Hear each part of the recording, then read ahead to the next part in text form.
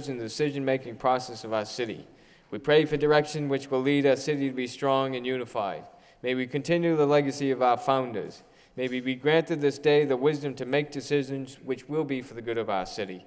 We also pray for your special blessing on all those who are working to transform our city and make it a better place to live and work. Amen. Will you please honor our nation's flag? I pledge allegiance to the flag of the United States of America and to the republic for which it stands, one nation, under God, indivisible, with liberty and justice for all. Roll call, please.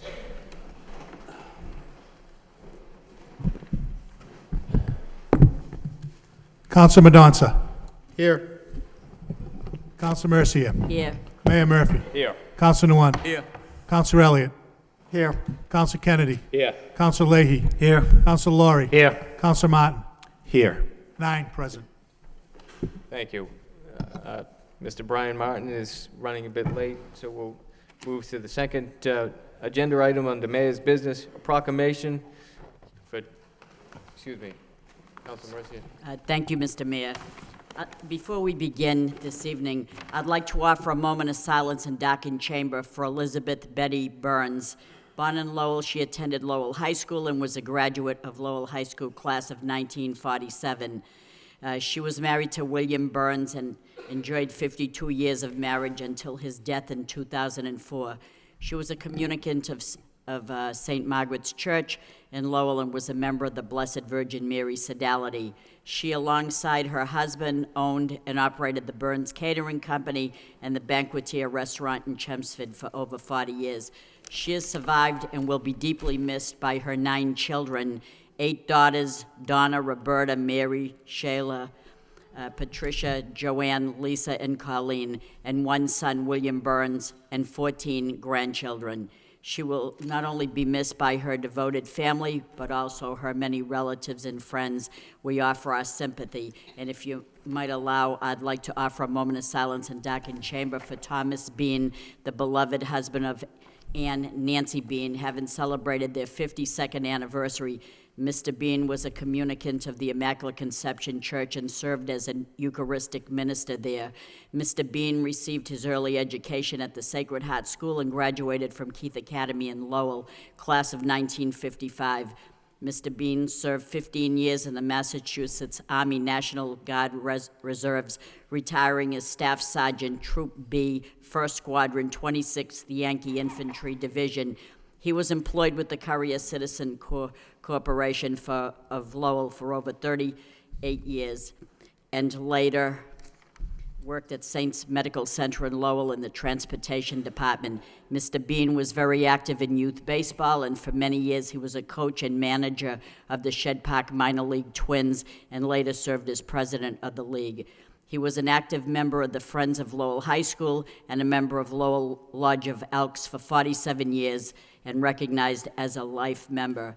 Thomas survived and will be deeply missed by his beloved wife, Nancy, and his 3 sons, Thomas Bean, Captain Robert Bean of the Lowell Fire Department, and attorney Lawrence Bean. We offer and his 5 grandchildren and his longtime dear friend, John Quayle. We offer our sympathy to his family, relatives, and many friends. He will be truly missed, and he was a neighbor of mine. Thank you very much. Thank you. If you'd all please rise in a moment of silence in Darkened Chambers.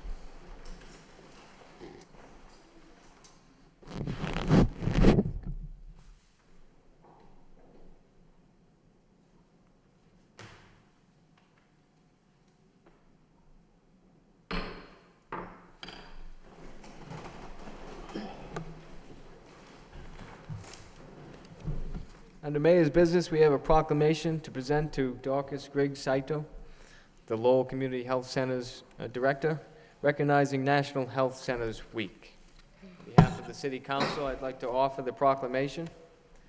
Whereas from August 11th through the 17th, our nation will celebrate National Health Center Week with a focus on transforming healthcare in local communities. Health centers are the backbone of healthcare in the United States, nationally providing 148,000 jobs and serving more than 21 million patients annually, many of whom live in poverty and/or are uninsured and otherwise would not receive care. And whereas since 1970, the Lowell Community Health Center has offered high-quality, culturally competent health care for all Lowell residents. And whereas earlier this year, the health center opened its $42 million, 100,000 square foot new headquarters on Jackson Street, a state-of-the-art facility prepared to serve 50,000 patients annually, truly transforming healthcare in our community for decades to come. Now therefore I, Patrick O. Murphy, Mayor of the City of Lowell, do hereby proclaim the week of August 11th through the 17th as National Health Center Week and urge all citizens to join in the recognizing these important contributions that the Lowell Community Health Center has given to our city, given this 13th day of August 2013.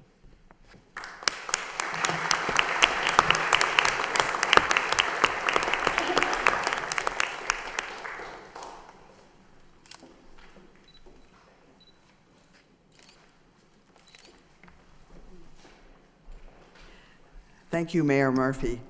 I'm so pleased to return here each August in celebration of National Health Center Week, and also to provide you with an update of Lowell Community Health Center's impact on our community's health. Last year at this time, we were 100 days away from moving into 161 Jackson Street, wondering how we were going to get everything done, how we were going to reach our $5 million capital campaign goal. Well, this wonderful Lowell community rallied to make this miracle happen. We did complete our $42 million project. And since we opened our new facility on Jackson Street the end of December, we've added more than 3,000 new patients and are open to more. We now serve close to 1 in 2 Lowell residents, treating an average of 450 patients daily. We now serve our patients primarily under one roof, allowing better care management and effective combination of behavioral health and medical care. Our new pharmacy opened last month, providing one-stop shopping to patients. As city leaders, I know that you understand the impact that the health center has on the city, including improving health indicators, reduction in unnecessary expensive use of our local ERs, and actually a burst of economic activity in the JAM area with our 325 employees plus our patients. We've added around 70 new jobs as a result of the expanded site. Tonight, I'm happy to be joined by Linda Sue, the director of our teen block programs, and Sokret Un, one of the teens who's been working on the annual Dance for Peace that will take place tomorrow night at Lowell Memorial Auditorium. They'll tell you a little bit about the dance and our important programs focused on health and prevention. Thank you, Dorcas. Good evening, everyone. Like Dorcas said, my name is Linda Sue, and I serve as the director of the Teen Block programs at the Health Center. I've been employed at the Health Center for the last almost 8 years, and actually was a teen graduate myself of the program, and so I've been involved with a great agency for almost 15 years. I get the opportunity to work with young people, helping them to build leadership opportunities in our community, and providing them with lots of great knowledge about health prevention strategies, and really getting them engaged in leadership opportunities to better themselves and better this great city. A couple of things. We are an after-school program that's located at the Health Center. We provide our services through grant funding and donations that we are able to get from foundations and individuals. We serve about 320 individual young people on a yearly basis and reach over 5,000 young people through our great community organizing events that we do throughout the year. Sokret will talk a little bit more about his individual experience, but I just wanted to say that the agency like the Health Center and the programs like the Teen Block have reached tens and thousands of young people in its history, and I'm just fortunate enough to be one of those staff, one of the teens that have become a staff of the Health Center. So, Sokret? Good evening, I'm Sokret Un. I've been involved with the Lowell Community Health Center Teen Block for about 2 years now, and one of the programs that helped me involved with was Journey to Healing.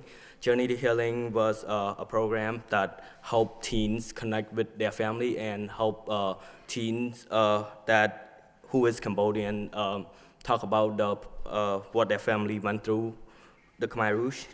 Yeah, and I've been here for about to America for about 6 years now, and from Cambodia. And this program helped me a lot to understand what my family went through, the Khmer Rouge. And also, Team Block have presented me with many leadership opportunities. For example, tomorrow is our annual Dance for Peace, and it's our 18th anniversary. And this event talked about to help prevent the violence around Lowell and our community. And also this year, theme is dating violence, and the slogan is "Break the silence, stop dating violence." We thought it was a very important topic to cover, and we have been working really hard this summer in order to bring this event to life, and we hope that you could come and join us tomorrow. Thank you. And the services that Linda and Socret described are part of the reason that Lowell Community Health Center and other community health centers across the country are very successful in working to improve the health of the community. But those services are not covered by health insurance. So now that we've completed the building project, we're reaching out to raise $200,000 so that the health center can offer special services not covered by insurance, including care management, medical interpreters, and community health screenings. And so you can help us by continuing to tell our story to everybody you know in the community. I want to thank the mayor, the city council, the city manager, and our supporters throughout the community for sharing our dream. Please come by for a tour of the new facility soon so that you can see the miracle in action. The next scheduled tour is Wednesday, August 21st at 8 a.m., and we also schedule special individual tours. So we'd love to show you what you made possible. Thank you very much. Thank you.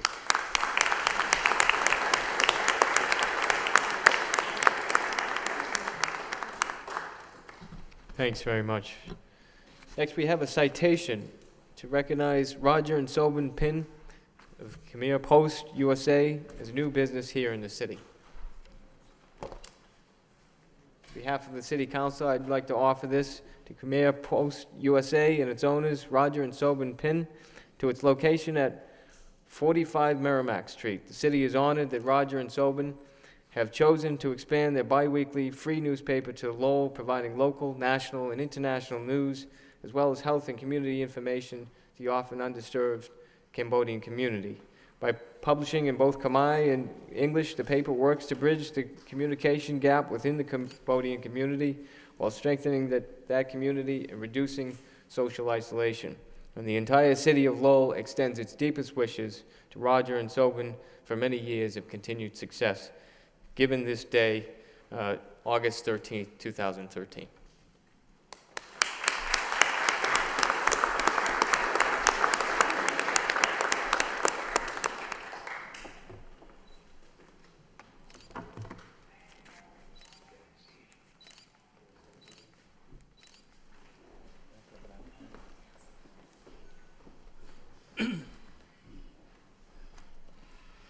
Thank you, Mayor of the City of Lowell. Thank you, City Council, and the City Council Manager. And this is our first citation since we start our business as a newspaper for Cambodian community 8 years ago. And right now we are at Lowell since last November. And it's very, very encouraging, and we are very excited to do our job for community. What I can say, this is the first Cambodian newspaper who ran the story about their own community where they live outside of the country. This is the first one, and maybe the only one. So I think without my wife, this newspaper can not be happen. So I think it's good for her to say a few words. So Ben Pin, yeah. Thank you so much for the opportunity, Mr. Mayor and the City Council of Greater Lowell, for this opportunity. I'm good at publicizing other people, but when myself, I'm always getting so nervous. And if people give me a chance to speak about us like this, it's making me really nervous because I always make people speak about them and publicizing for them. But our newspaper, we have such great readership growing from roughly 20,000 people read in Philadelphia, about in that where we start in 2008, and because Roger, my husband, tend to give credit that this is me, but for me, it's just I'm doing just mostly just behind scene work. But he's the one who actually has that credential and make our newspaper is a trustworthy newspaper that people read, and this readership just keep on increase and expands from Philadelphia to New Jersey, New York, Connecticut, Rhode Island, and finally we landed here. It's like where the home of second largest Korean population in the nation. The paper had increased here about 3 years ago. This water festival event this weekend will mark our 3rd year anniversary because we expanded during the water festival. But physically, we just moved our headquarter office, and all of us moved our resident here, City Lowell, as a place where we will live, work, and raise our family. And we did all that because of a lot of encouragement from the city and many ambassadors from the city council here. That's including City Councilor Vesna Nun and Rita Meicher that encouraged us to move. And I hope that. And the great news to announce tonight is after cutting ribbon just a few weeks ago, our paper have increased from 20 to 32 pages, all in color, and we're very excited to share that, and this is how it looked like. It come out today. It just came out today. This pre-newspaper survived solely based on 100% advertising. So I guess if the bottom line of good quality content concerning local news and information reduces social isolation and a bridge language gap in our community and neighboring community, to make all that possible and giving the open door for the government, social organization, education, all the things that's surrounding us that have access to our community, made possible through this print that get to people's home. All this possible only through advertising, and I do. That's the only thing that I would ask for the support from everyone here. The only way that for us to survive in long term is through advertising. So, and please do keep that in mind. Thank you very much for the opportunity, and have a great evening.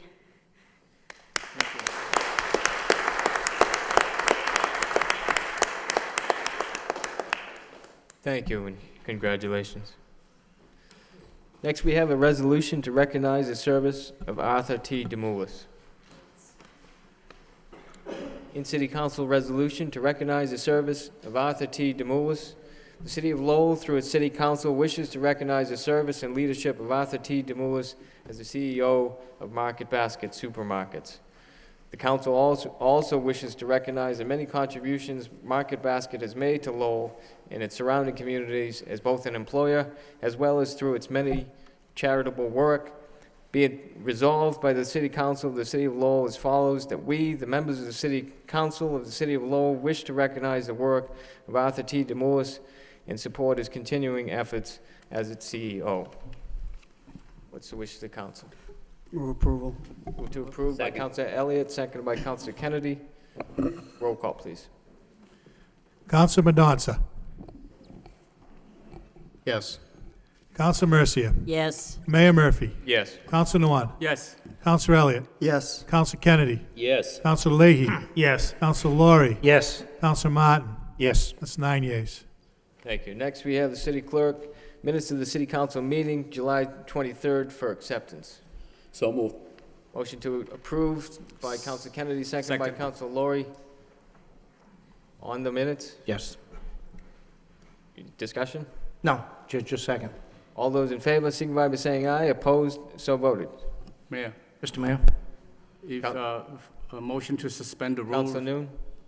Motion to suspend the rule so we can take up two motion. And one is Councilor Mercia motion, number 25, and the other one is motion number 42. I know that a lot of people here with children are waiting to speak on both of those motions. Okay. We also have another Now- motion by Council Laurie as well. For number 40, naming the field. Okay, motion to suspend the rules by Council Noon, seconded by Council Laurie. All those in favor signify by saying aye. Opposed, so voted. We'll go then in order. 25, and then 40, and then 42. First motion by Council Mercia, request the city manager to find ways and means to allow the immigrants from Laos to construct a monument around the outside of City Hall to honor their heritage and have the proper department structure a monument plan for the other ethnic groups as well, if they so desire. Second by Council Noon, Council Mercia. Thank you, Mr. Mayor. Thank you for suspending the rules. This is very important. We have a full house of Lao American people that are here, very supportive of this motion. I don't know if anybody's registered to speak, but the protocol would be that they speak first, so I don't know if anybody's here registered to speak. I don't have any registered All speakers. right, that's fine. I'll speak on their behalf. This motion to request the city manager to find ways and means to allow Lao American residents to construct a monument around the outside of City Hall to honor their heritage is a request from them brought forth by me. As other requests, the same on June 10, 2009, for the Portuguese Americans, and again on June 23, 2012 of last year for the Lithuanian Americans, which is a side of the Italian American in the JFK Plaza. There's no notation saying when that was, which probably we should look into that and see, because that's very interesting. I wouldn't have known otherwise. As we know, the Polish Franco-Americans and next year the Armenian Americans will be proudly displaying theirs with pride and honor. Please allow me to do the same for the people of Laotian descent. And as Patrick Mogan, the godfather of the Lowell National Heritage Park, said, the goal of the national park is to focus on the ethnic diversity of our city. This motion is a way to do that, because the second part of the motion also asks for the city manager to have the proper department structure a plan for other ethnic groups to construct a monument to honor their heritage as well, and to do the same if they so choose. So I know this probably won't be the last. It'll probably be one of many, and I'm honored to bring this motion forward, as I was 9 years ago when we got rid of the communist flag and we adopted, with the expertise and professional investigative technology instinct of our city solicitor, who said that this is true, and to bring forth the Heritage Freedom flag, which we so proudly displayed. It's out there now on Saturday. So I'm honored to bring this motion to you as well. With the help of my colleagues that support it, it will be referred to the city manager. So thank you for all of you to come down here today.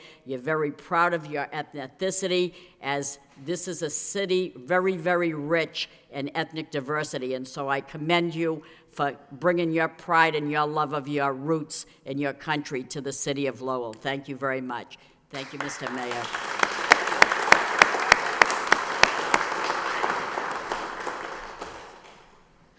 Any further discussion on this motion? All those in favor signify by saying aye. Opposed? So voted. Next we have motion by Councilor Laurie. Request the City Council name the Lowell High School football practice field at Colley Stadium, home of the Lowell Pop Warner, in honor of William J. Desmond Jr. Seconded by Councilor Leahy. Councilor Laurie. Thank you, Mr. Mayor. This motion asks that we name the Lowell High practice football field where the Pop Warner football teams do play for William J. Desmond Jr. I'm going to hold my remarks. We do have speakers here tonight who would like to come forward. Mr. Clerk. I don't have any registered. Oh, excuse me, I do. Richard Damaris, sorry about that.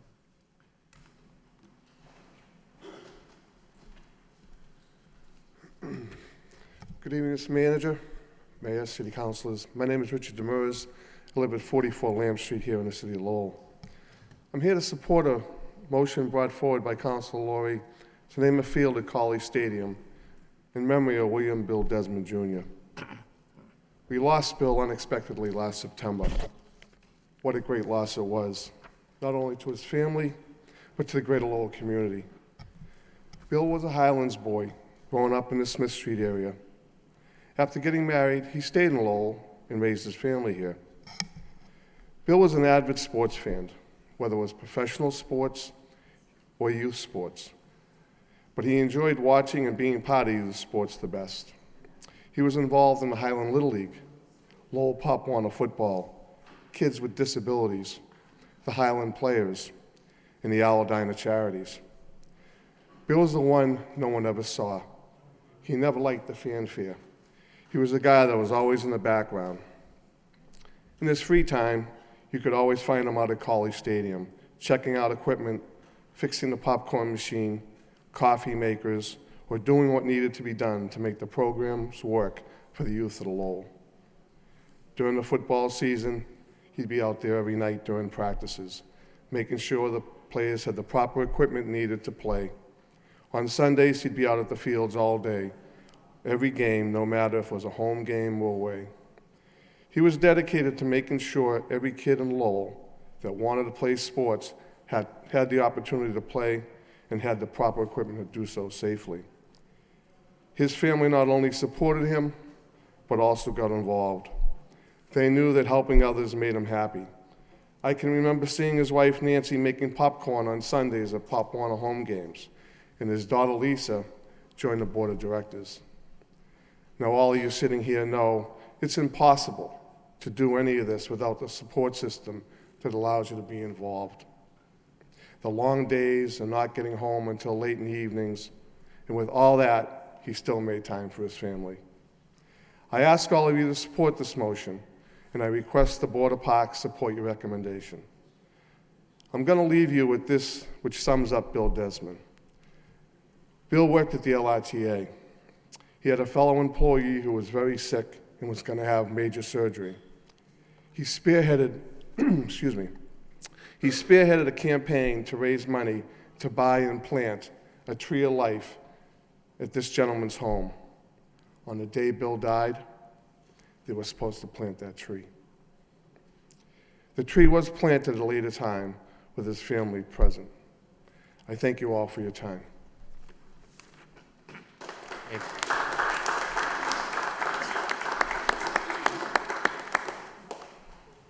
Thank you. Councilor Laurie? Thank you, Mr. Mayor.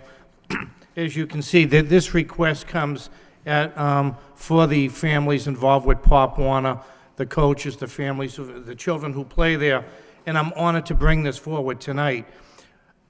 Much of what I was going to say was already said, so I'd just like to close with, I think it's important for future generations and children that when we look, we honor people who aren't just politicians or sit on various boards with the city, but people who immerse themselves in the community and make a difference in people's lives.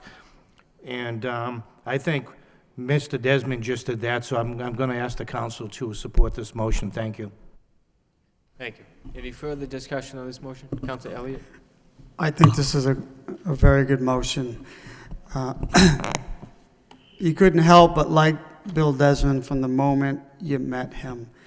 And as a previous speaker mentioned, he lived, ate, and slept Pop Warner, and he just loved doing it. He always had a smile on his face, and I think this is a great way to honor someone that gave so many hours and gave so many opportunities to kids in this city when it came to football, and I'm looking forward to supporting this motion. Thank you.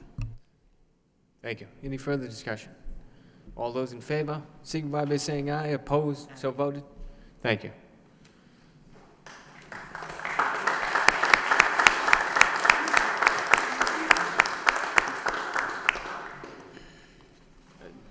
Lastly, under suspension of the rules, Next motion is by myself and Councilor Noon. Request the city manager develop a plan for renovation of the green space at Flanagan Housing and work with the LHA and residents on a cooperative agreement for its maintenance.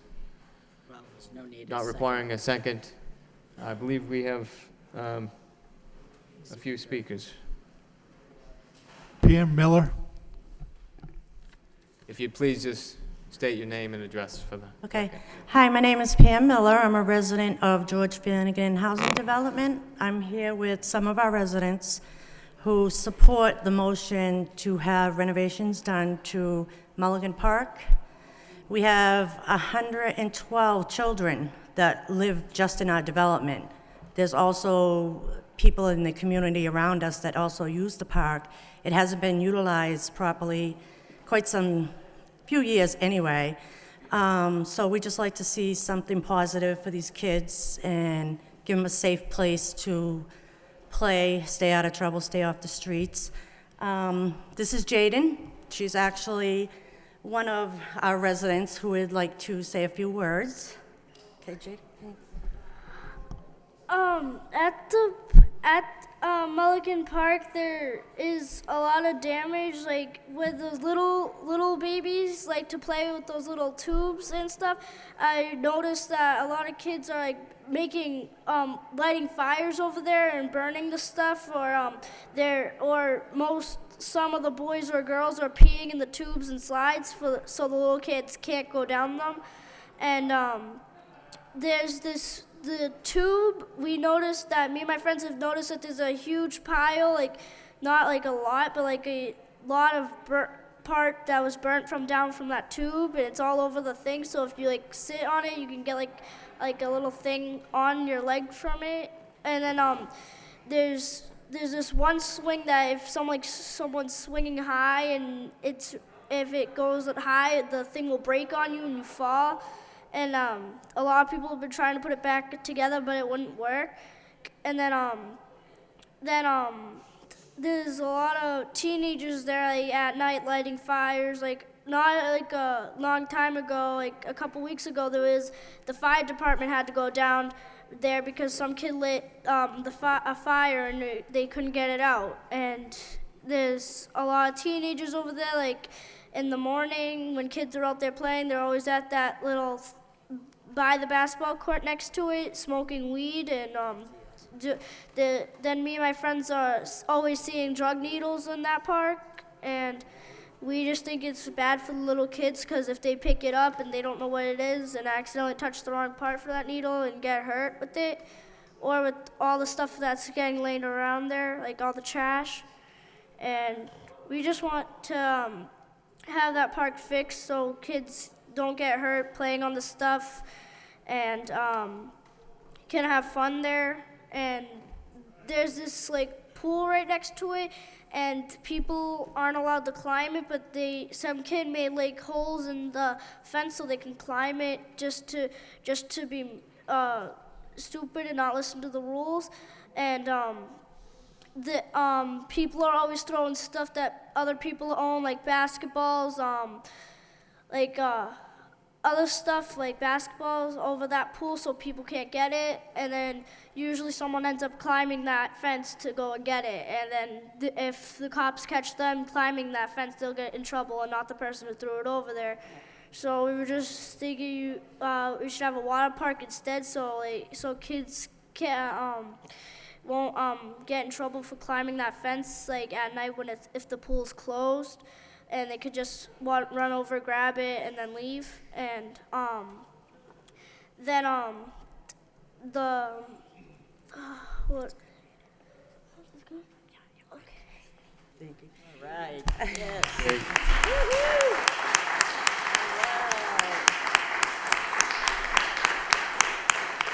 In regards to what you were saying, I think because the park is not being utilized, that it is becoming a hangout. Because families don't go down there, there's nothing down there. There's nothing for the kids to do. So that's where these problems are coming in. So if we can fix it up, we can give it a place back to the kids. So we have a couple of speakers. Yes. Elizabeth Torres. Good evening. I'm here. I'm a parent living there in the project for 8 years.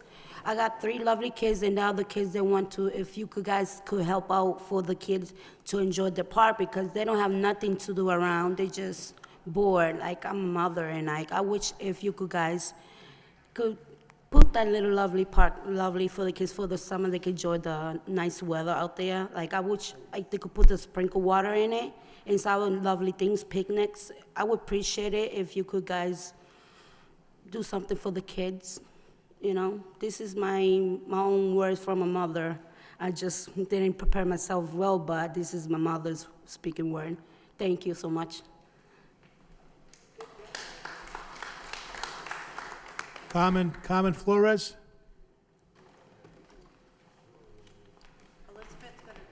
Yes, I'm here. I'm the chancellor for Julia Flores. She is one of the residents. She's been living there. How many ¿Cuántos años todavía? She's been living there for 30 years, and she would like, ¿qué tú quieres? Que yo le doy las gracias por ellos ocuparse de nosotros, por tomar ese tiempo de arreglar nuestra vivienda. She's saying that thank you for taking our time for this moment that she's appreciate. She would like to have something specific good for the kids. After 30 years, she would like to see something nice for the kids.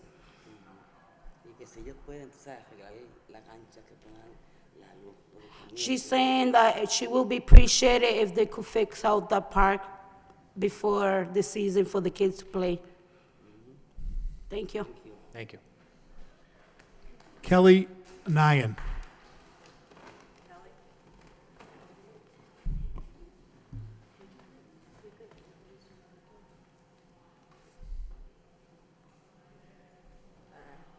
Hi, my name is Kelly Yan.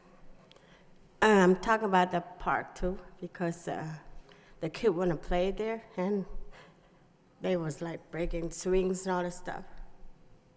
And I just want to know if they could fix it for my children too to play. And one I want to ask you is for the bump in the street. The car go fast, really fast. And the kid would like cross the street. And I wonder if they could put the bump over there on the street and all that stuff. And that's no comment at all, you know. That's it. I just want to know, I would just want to ask you about that one. Thank you. Thank you. Wendy and David Westcott.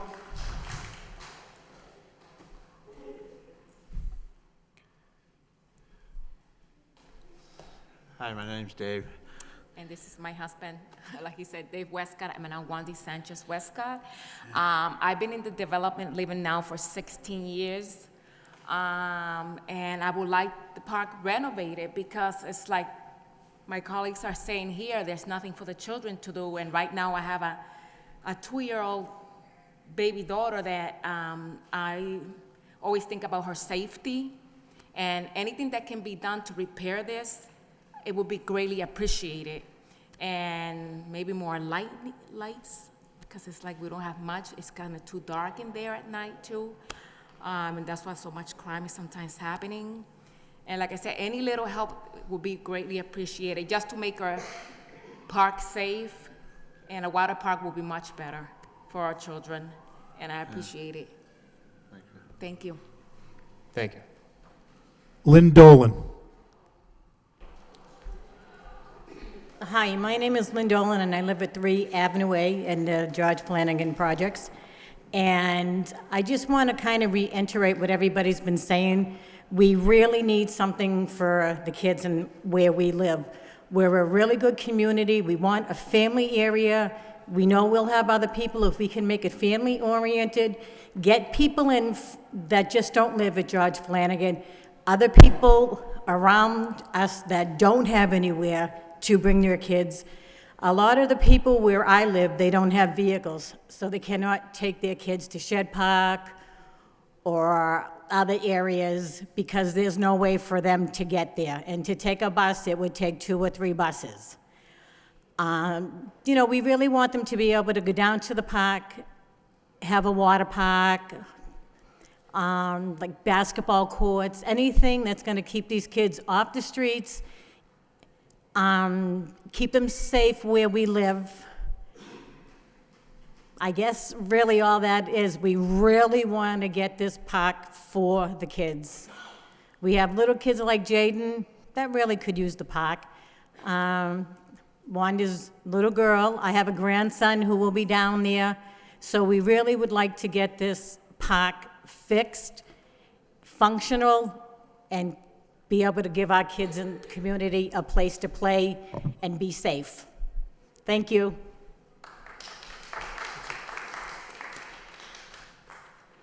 Council Noon. Thank you, Mayor.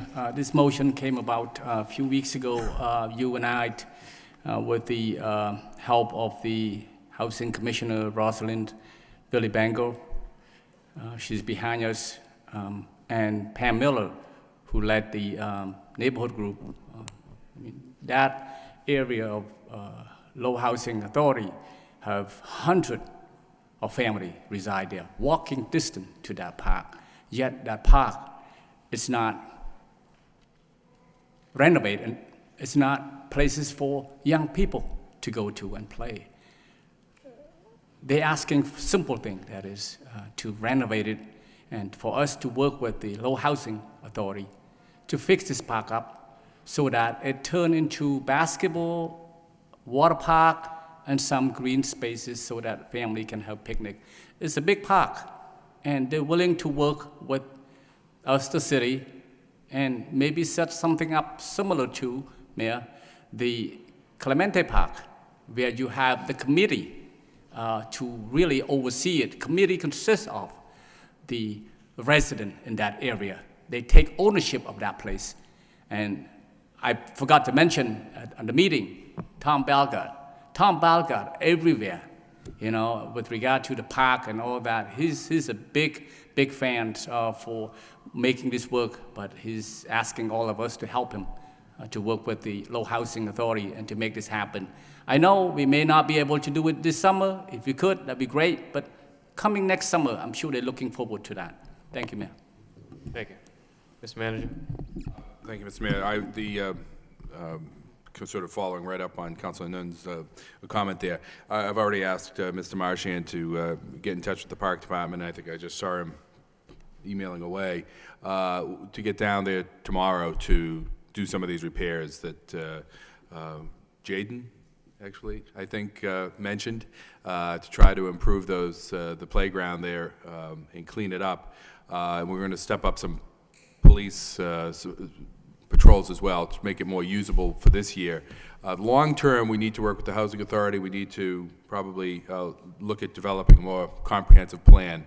But certainly, let's see if we can get that in more usable shape for this summer, and then work with the residents and the Housing Authority for the long term. I know the Housing Authority is looking at a variety of other options in that area, but as I've discussed with the mayor in preparation for this motion tonight, there clearly is a need in that area for a recreational facility. So where it is out there and how we all put it together, but we're anxious to work with you on that.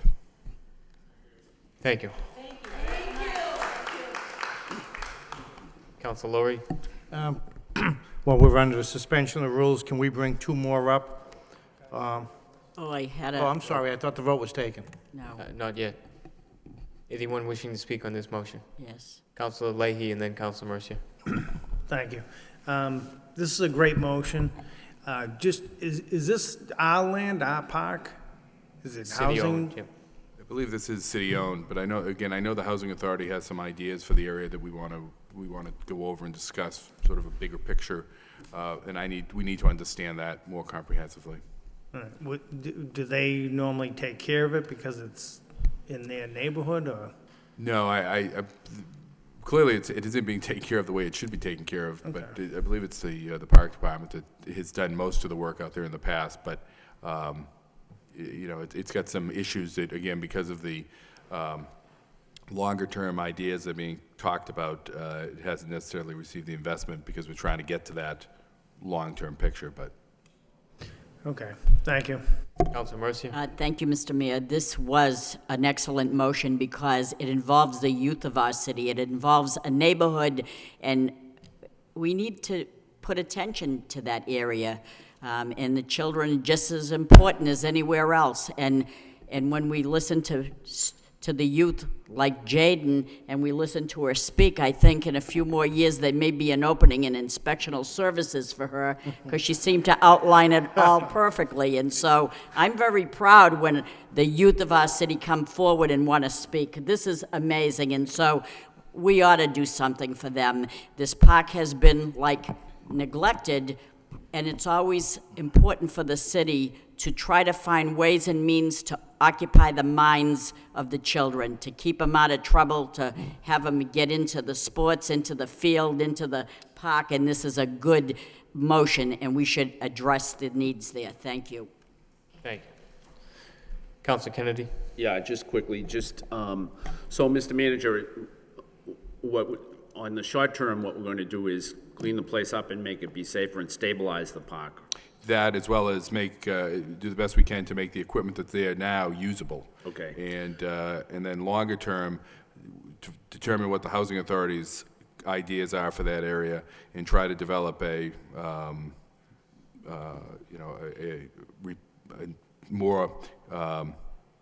better facility in that area. So that it may require the investment of some money, and may have to look at some other sites around there to see what makes sense in the bigger picture. I'm not at this point prepared to talk specifically, because I need to have that discussion with the housing authority. I understand that. I mean, for instance, a water park is probably a great idea, but that's not something that's going to happen this summer. But that will not happen this summer. It might be difficult even to get that fully in place for next summer, but we can explore that as a possibility. Okay. And maybe the housing authority can help out with some security over there so that there's increased law enforcement. Is that something that you would anticipate?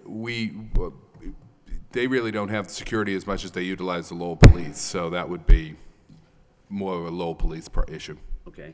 At any rate, will we be able to get a report on the short-term changes that have been made there, or initiatives, and then one on the longer term?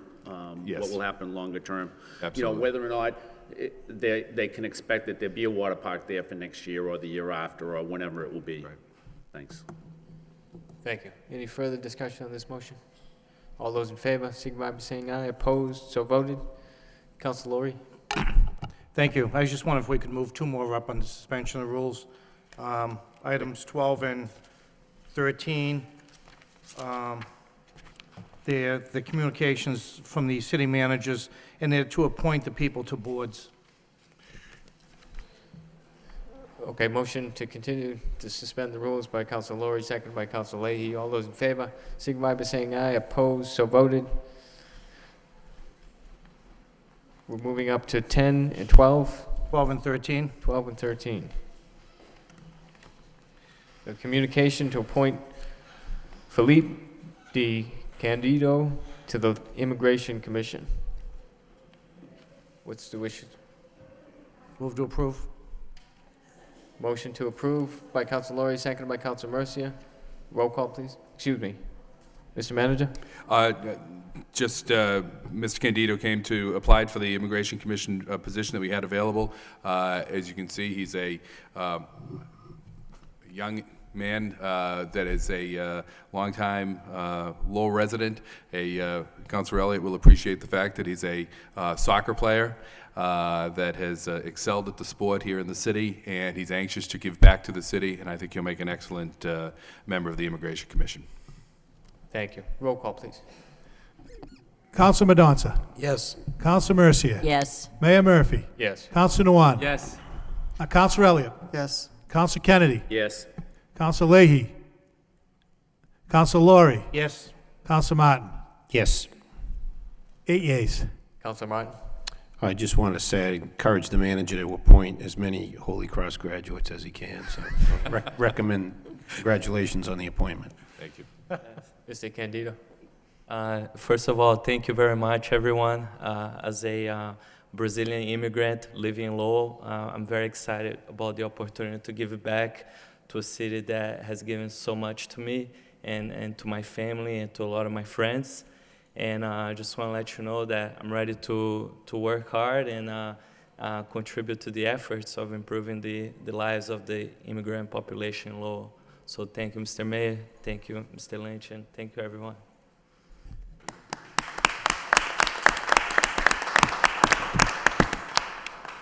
Thank you.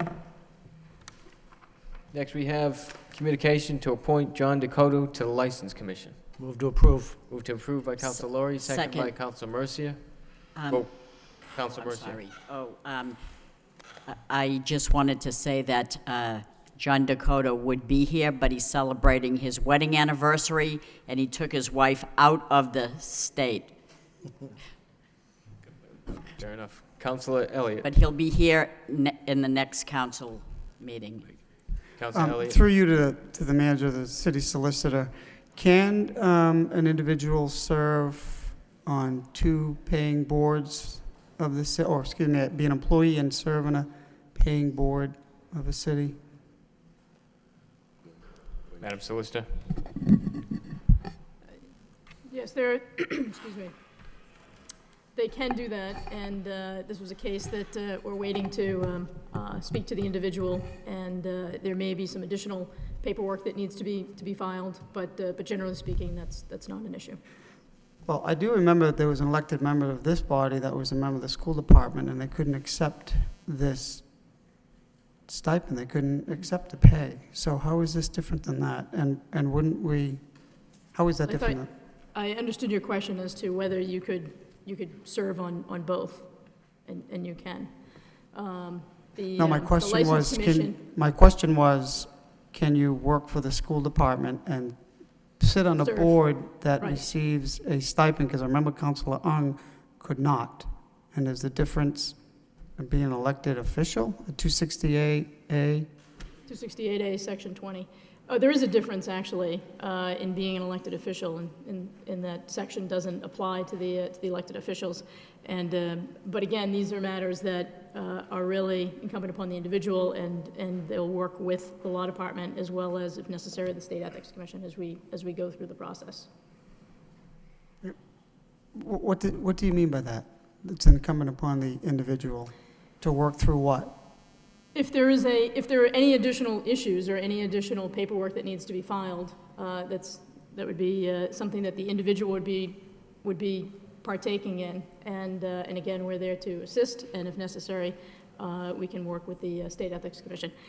Generally speaking, there is no prohibition, and the example that you gave is one in which somebody worked for the school department and also sat on this board.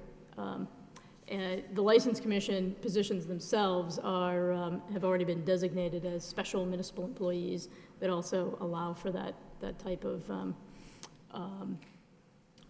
arrangement, where you could hold two positions. Just for my own information, what paperwork, if necessary, would have to be filed or worked through? Sure. There are disclosure forms, and then there are also, under Section 20, there is a list of questions that, in this particular case, should they apply, they would be satisfied. For example, does the individual, are the hours of this in conflict with their primary position? Are they supervised under their primary position and at the direction of their primary position? And here there's a clear separation. So in the event that Section 20 would apply, it would, this particular appointment would satisfy that criteria anyway. Okay, do we know if Section 20 will apply or not? That's what I'm saying, we're working through. Have we looked into but that? That's something that we work with the individual on, so. You don't do it beforehand? I just want to make sure that we, do our due diligence and make sure that this is okay. I don't. Right, they would be appointed to the position, and then again, if there are additional steps that need to be taken, that's something that we would work with the individual and, if necessary, the State Ethics Commission in making Okay. sure that those are addressed. Did you have something, Mr. Manager? No, the only comment I was going to make is actually exactly what the solicitor said. It's between the individual in this Okay. case that has to seek that All right. determination. Okay, that's all. Thank you. Any further discussion? Roll call, please. Councilman Dodson. Yes. Council Mercia. Yes. Mayor Murphy. Yes. Council Nguyen. Yes. Council Elliott. Yes. Council Kennedy. Yes. Council Leahy. Yes. Council Lori. Yes. Council Martin. Yes. It's 9 yeas. Thank you. Returning to Mayor, Councilor Elliott, I'd like to speak on a point of personal privilege. for what purpose? I'd like to speak regarding your comments on the zoning board of appeal members. Well, that's not on the agenda. No, it's a point of it's a point of privilege. I don't see how that's really... It's nothing to do with the agenda. It's a point of privilege. It's not debatable. It's what I'm allowed to do. What is a And I want to personal publicly privilege? register my opposition and disappointment in your statements, Mr. Mayor, about the members of the Zoning Board of Appeals. Madam Solicitor, I personally feel you owe Madam these Solicitor. members a public apology. And if you're not going to step down as mayor, then I suggest you need to uphold the dignity of the office that you're in, this elected body, and the citizens of the city of Lowell. Thank you. moving on to the regularly scheduled portion of the agenda, Council Laurie. Mr. Mayor, if we could go back to mayor's business, I see the first. That's where we're going. Oh, great, okay. I saw him come in. We have the first item under Mayor's business, communication, introduction of Mr. Brian Martin as new headmaster of Lowell High School. Of course, somebody who needs no introduction, but we have it nonetheless, who's served in a various number of roles throughout the city, Mr. Brian Martin. Thank you, Mr. Mayor, and thank you, Councilor Leahy and Mr. Manager and staff, distinguished clerk, who I served with way back, and distinguished solicitor. I appreciate Council Leahy asked me to come down here. I actually was delighted because we've had tremendous support from the city since I've started over at the high school. It needs a lot of work, but what I found is the city staff, the maintenance staff at the school, have all kind of adopted the school as part of their family all of a sudden. And I think a lot of it is the nurturing that the departments have shared, kind of fixing the place up. So it's been kind of fun. And there's a lot of work to do, and we're kind of working through, I think they're painting over there right now. But it's been a delight to get kind of re-engage with a lot of the maintenance staff and teachers, administrators, and we look forward to having some type of event there when we get all the work done and have a little bit of an open house, because it's going to be a very different school when you walk in. But I'm delighted. I'm also delighted you appointed a 2007 Lowell High graduate to the Immigration Commission, Mr. Candido, is a star soccer player, 2007, and he's a fabulous person. So, but I'm here if you have any questions. I'm just happy to thank everyone. We've got a lot of work done, a lot more work to be done. We're going to lose our sign in the front of the school because they can't repair it, but we have a solution. The building trades actually said they'd rebuild it for us. So we got to kind of figure it all out, and I spoke with Mr. Grenham, who did it originally as a favor to the school system, but we'll work through it. And I don't think there's anything there that the city fathers and mothers wouldn't think is a lot of good stories over at that school. And I'm going to hope to share that with the community, so the manager and everyone going forward. So thank you very much. Okay.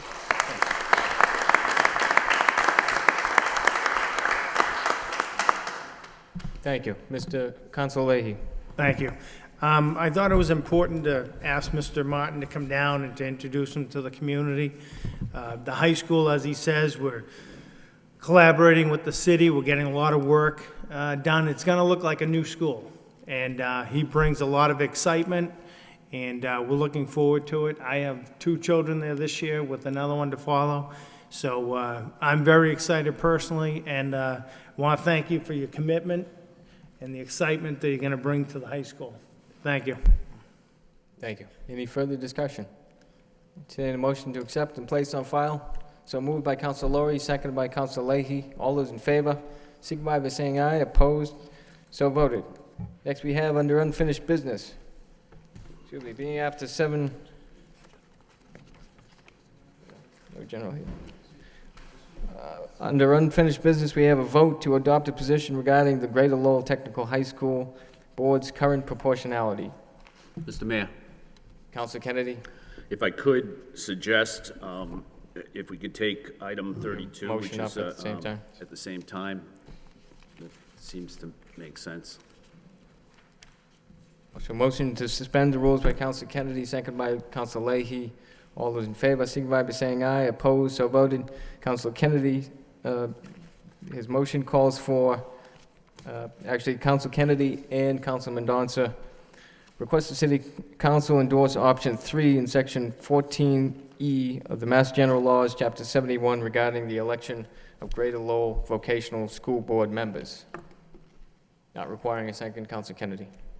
Thank you, Mr. Mayor. If I could just take, hopefully 3 minutes just to outline what the issue is here.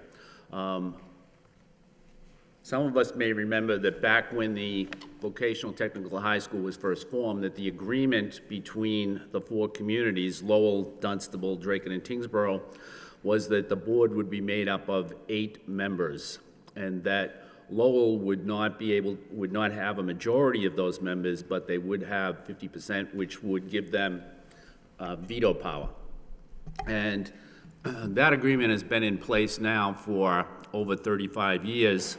And my motion and this vote is to correct a problem that exists with the makeup of that board, and that problem is that it is unconstitutional because it does not comply with one man, one vote.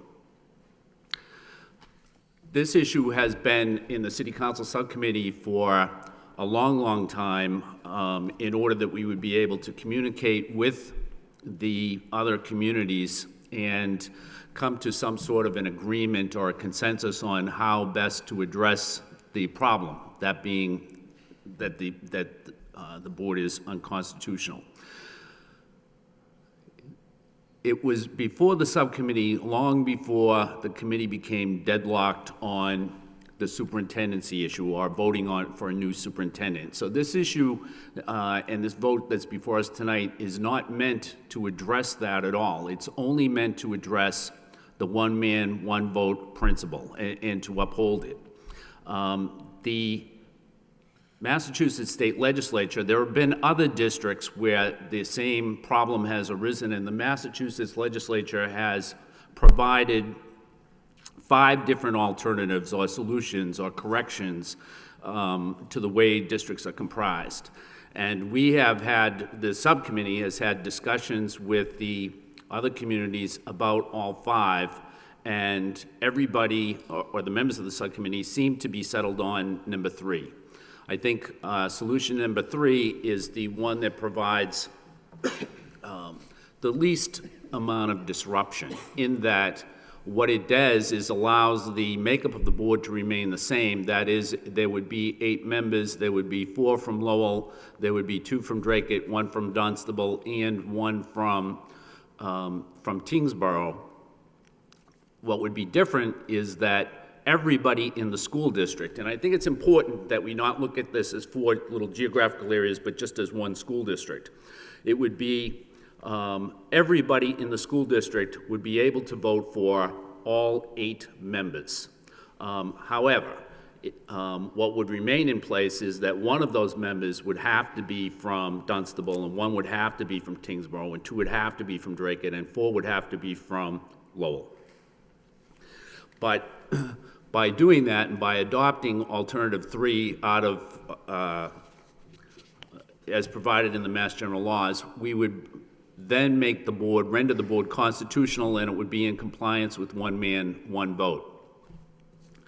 If I could, it might be a good idea to go over the 5 different, well, let me put that off. Maybe that discussion is complete, but I certainly would be happy to answer any questions on the other 4 alternatives in addition to alternative number 3. And chances are Councilman Mendonça also wants to have something to say on this issue. Councilman Mendonça. Yes, clearly we're in violation of the one man, one vote rule. And we're only given, in a sense, by state law, the 5 options that are clearly compliant with the one man, one vote rule. And those were the ones we had to choose from. It may not be the one that we would ideally want, but it would bring us into compliance. And more importantly, I think, is that after meeting with the selectmen from the different towns, it seemed to me that they would agree to this one, where they might have a lot of opposition to the others. I will point out that although the motion says number 3, the options are lettered on the back of the vote, which, so A, B, C, D, E, this 3 corresponds to 3. It's still electing members with residency requirements in district-wide elections to be held at the biannual state elections. So that means that the entire district would vote on each of the candidates. But as the Councilor Kennedy stated, they had to be a minimum number of people from each of the communities, so the highest vote getters from each of those communities would be elected. And if there's still 4-year terms, we might have half the board elected every 2 years. So in essence, all 8 of those school committee members would then represent the entire district. In order to get elected, they would have to get votes from the entire district, so that Lowell would have a say on who gets elected from the towns. The towns would be included in the vote count for our candidates that resided in Lowell. And still, whoever got the most votes would be the representative at the Voc school once the residency requirements are met. So the key in moving this forward is this is a potential resolution. It gets us into compliance, and I believe we'd have the agreement of the towns. Whereas the other options we could fight for, but I doubt we're going to get the support of the towns on. That's the only reason I'm supporting this option, in order to resolve the issue. Thank you. Councilor Laurie. Thank you, Mr. Mayor. I serve on the board also, I chair it, and at the last meeting, the towns were here, as Councilor Kennedy and Councilor Mendonça said, and option number 3 was really the one that they probably felt most comfortable with, that they were going to bring back. Some of them are going to have town meetings, I believe. Some may not, but this is the one I think everyone's feel comfortable with. This has already come once before the council, and it was delayed, and I really think it's important to push this forward at this point. And I agree with Councilors Kennedy and Mendonça. Thank you. Thank you. Any further discussion? Councilor Mercier. Thank you, Mr. Mayor. I did have concerns of this the last time it was brought forward, because there are 5 options, 2 of them almost so similar, it's unbelievable. Just the wording is changed a little bit, but in essence, it's the same. And I thought that we were trying to increase our representation, because it seemed that with a population in 2011 of well over 107,000 people, I thought that where we're only 71% of Lowell is represented, and we're only at 50%, so we should have increased that, and I thought by doing so equaled another person, and it would get it off of being a 4-4 vote, and it would have made sense, but that's not what this is all about. So having researched it a little bit further and spoken to people that are in the know, Councilor Kennedy, it seems that he did explain that we should be at 50%, and we have veto power. That's fine at 50%. And that all the communities that are represented seems to support that. I just have a little bit of trouble with having people from Dunstable running, and we in Lowell are going to vote for them. And I don't know who they are in Dunstable, but I guess that's what it's all about. So just that little drawback, I won't hold this back, and I will support option C, which is 3. So only because it seems that the other communities would support that out of all the options, and if they know more than I do about it and they agree to it, it sounds okay to me. Thank you. Thank you. Any further discussion on this motion? All those in favor, signify by saying aye. Opposed, so voted. The vote then should read, in City Council vote, pursuant to Mass General Laws, Chapter 71, Section 14E, the City Council wishes to adopt one of the 5 allowable options regarding school district representation on a regional school committee. Adoption of one of the options listed as A through E attached hereto will address current deficiencies in the constitutional requirements of the one-person, one-vote principle. Therefore, be it voted by the City Council of the City of Lowell that option C be adopted for its school district representation of the Greater Lowell Regional Vocational School. What's the wish of the council? Move approval. Move to approve by Council Kennedy, seconded by Council Lori. Any discussion? Roll call, please. Council Madonza. Yes. Council Mercia. Yes. Mayor Murphy. Yes. Council Nawad. Yes. Council Elliott. Yes. Council Kennedy. Yes. Council Leahy. Yes. Council Laurie. Yes. Council Martin. Yes. That's 9 yeas.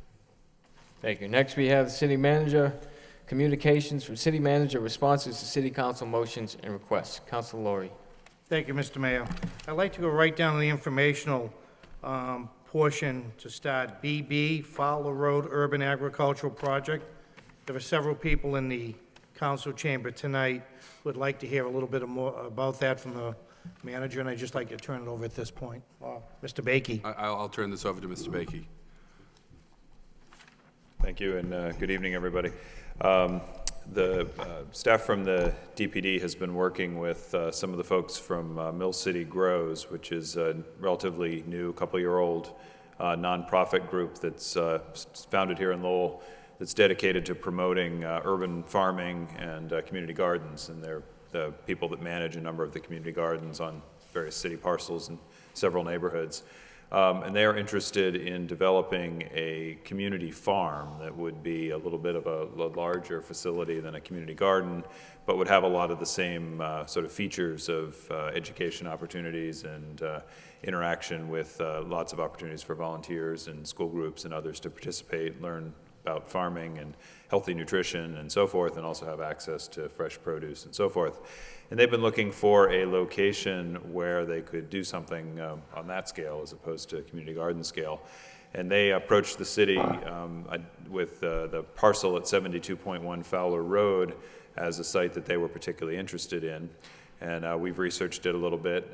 It has historically been a piece of property that was farmed until a few years ago by a private individual. Not entirely clear whether that was entirely permitted or not, but it was happening. We identified that probably the biggest issue would be both how you access the parcel and also where people would park if they were using it. And so they have, the Mill City Grows folks have been in conversation with the owners of 1001 Pawtucket Boulevard, the office building that's right on the boulevard there. They have expressed a willingness to offer both access and their parking area to meet those needs so that there's no one needs to pass through the residential part of the neighborhood. This parcel is directly abuts behind that former Maycom facility out there. But at this point, nothing further than that has taken place, and we wanted to inform the council that these discussions are ongoing. And also the next step would be for the folks from Mill City Grows to go reach out to the individual neighbors who own property abutting the Fowler Road parcel to get their thoughts and reactions and see what people are concerned about, what people like about the idea and so forth. And if that feedback is generally positive, then at some point in the coming weeks, we will probably come back to the council with an actual vote for consideration about whether we could enter into a lease agreement that would allow for this use, which would presumably be developed next year's farming season, if indeed it goes forward. If we hear from the neighbors that this is not something that they want to have in that location, obviously we will reconsider whether that's an appropriate course of action. Any further discussion? Council Leahy. Council Leahy? Yep. I would propose maybe that we send this to the neighborhood subcommittee then, just have one meeting once we get all the reports and just have a public meeting on it. And it sounds like a good project. I've been out there myself, looked around. Neighbors just have a few legitimate concerns, but I don't think it's going to be a problem. And probably just easier to have everybody meet here. Yeah, sounds like a great idea. Thank you.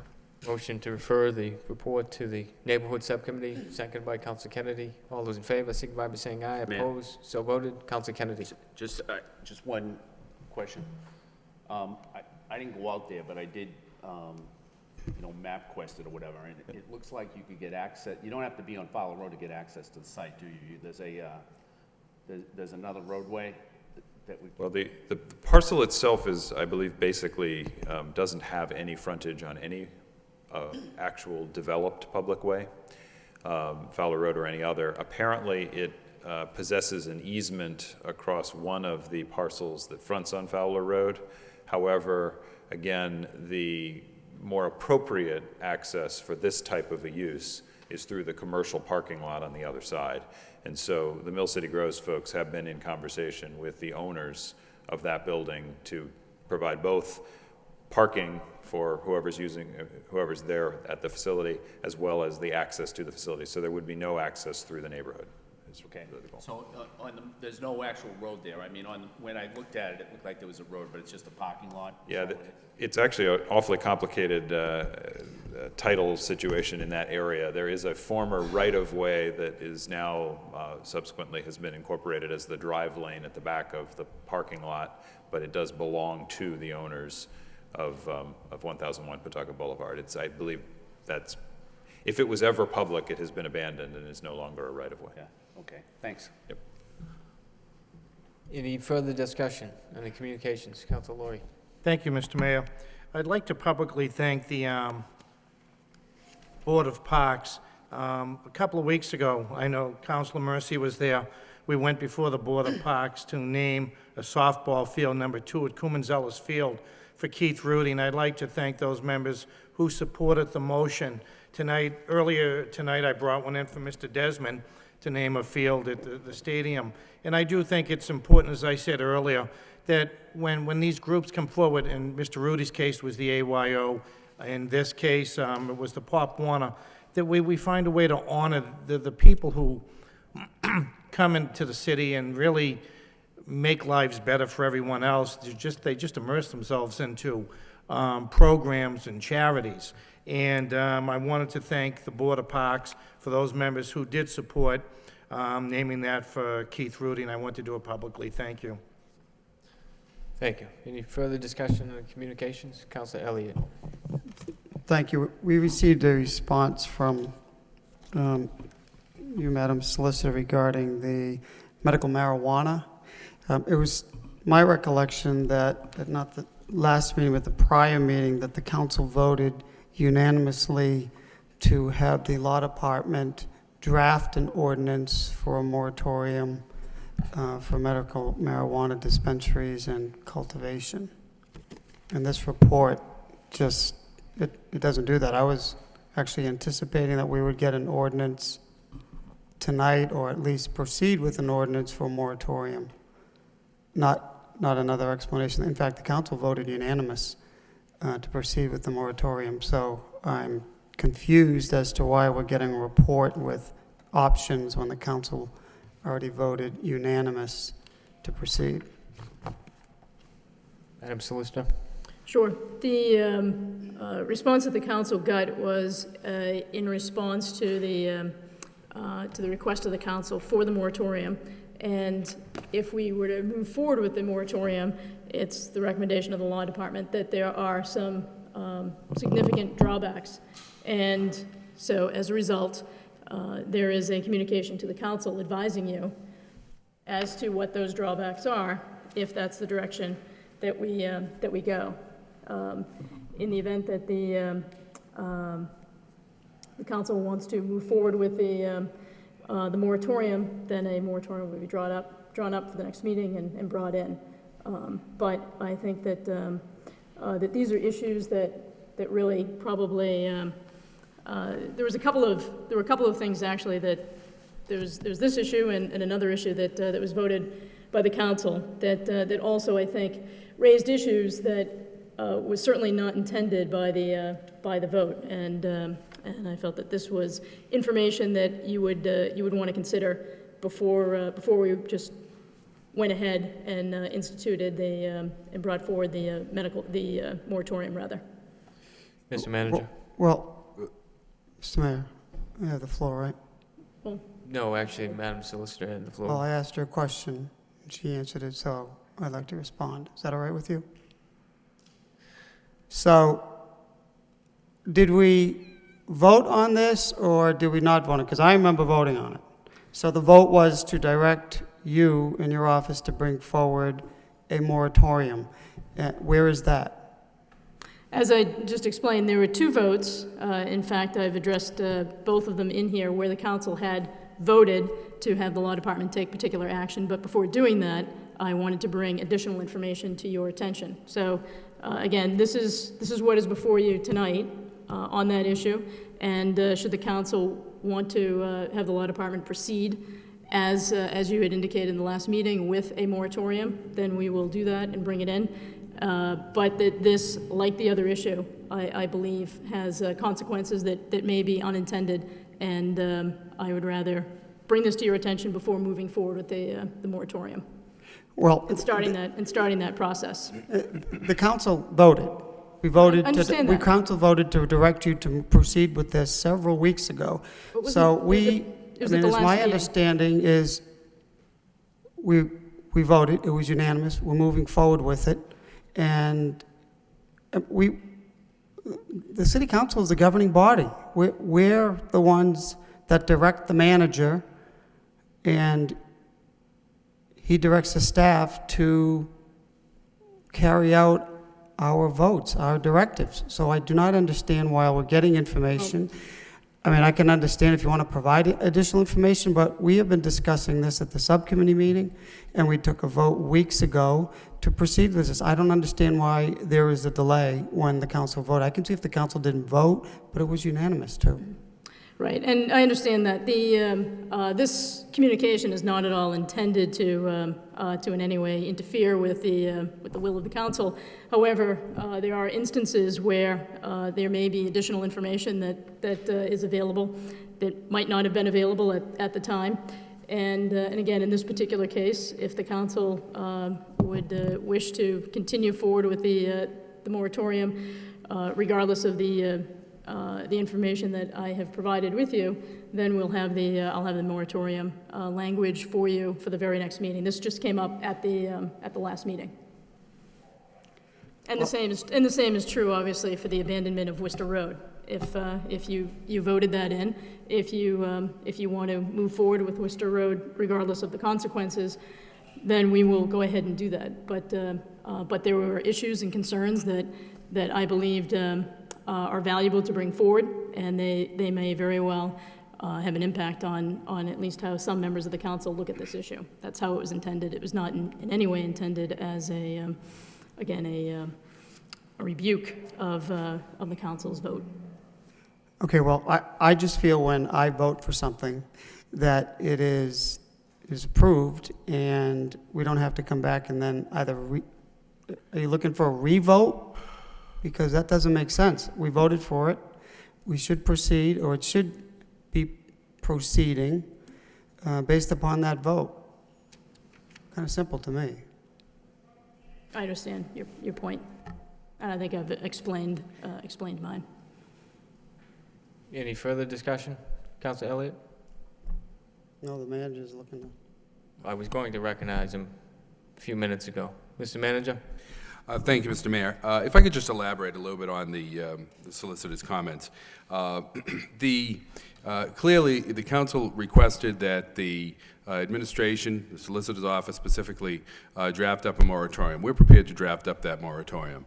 However, we do feel that it's incumbent upon us in our responsibilities to at least advise the council as we go along in preparing these votes or preparing or taking any action of the consequences that may occur if you take the vote. I believe, and Councilor, you and I have had discussions in the past, and I know that you've indicated that you like to make educated decisions. And in this case, we wanted to provide the education to the issues that we see as with a law enforcement arm, with a planning arm, with a legal arm.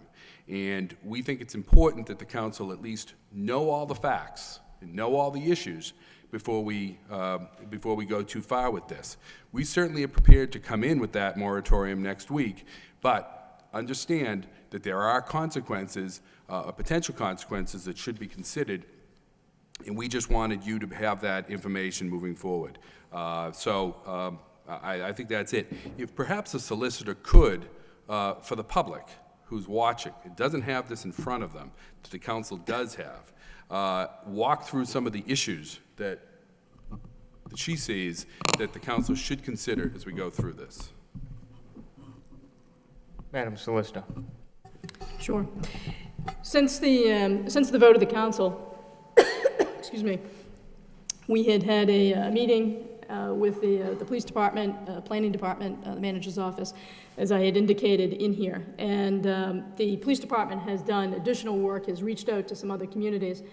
One of the things that was documented by the police department is that in communities where there are no sort of growing facility operations, that has opened the door for more of these small, difficult to regulate in-house productions of marijuana. That is what leads to, not only is it very difficult to regulate, but it also has led to, in other communities, a definitive increase in crime, in particular house break-ins, home invasions. And the other issue that we wanted to call to your attention is that one of the potential adverse effects of a moratorium like this is that in the event a moratorium was in place, it's only going to be in place, obviously, for a set period of time. Otherwise, the moratorium would run afoul of the law. During that time, it may very well be that other communities are citing these sort of growing facilities, and the only option that would be left for Lowell for citing abilities would be the dispensaries. And that's likely the very thing that the council wanted to further study and guard against while a moratorium was in place. So in effect, by moving forward with a moratorium, we may very well be setting ourselves up to inevitably have the very facilities that we are trying to regulate and guard against to whatever degree that we legally can, just like with other communities. And it's with that second component that, as we've checked with other communities, there have been real concerns with respect to issues of crime and issues of difficulty regulating. And those are the types of things, obviously, that the council is always going to be most concerned about. Thank you. Councilor Lowry. Thank you, Mr. Mayor. I was simply going to do the same thing the manager did, ask the law department to explain the letter. So if we don't have a growing facility or a dispensary, I could grow my own if I have, so you're going to probably have more problems. On the idea of the manufacturing, I guess you would call it, of marijuana, I'd like to just ask Mr. Bakey a couple of questions. If someone came into Lowell, not to dispense, but to manufacture, how much space would they be looking for? Well, we've actually had a number of folks inquire with us looking at the possibility of siting one of these cultivation facilities in the city, and they have ranged from looking for 20,000 square feet to well above 50,000 square feet of building, and they have proposed employment numbers ranging from about 50 up to several hundred potential jobs that would be created. And obviously, an industrial building of that size would also generate a fair amount of taxes. But there certainly is a very compelling economic development argument to be made around the cultivation facilities. But I think the more significant piece of additional information that I think the solicitor's memo is providing to the council, and frankly, I think the whole purpose of the moratorium, the whole reason to consider a moratorium, a valid reason for it, is to seek out additional information. I mean, that's the reason for delaying action, is to get more information to be able to take an educated and informed approach to regulating this use.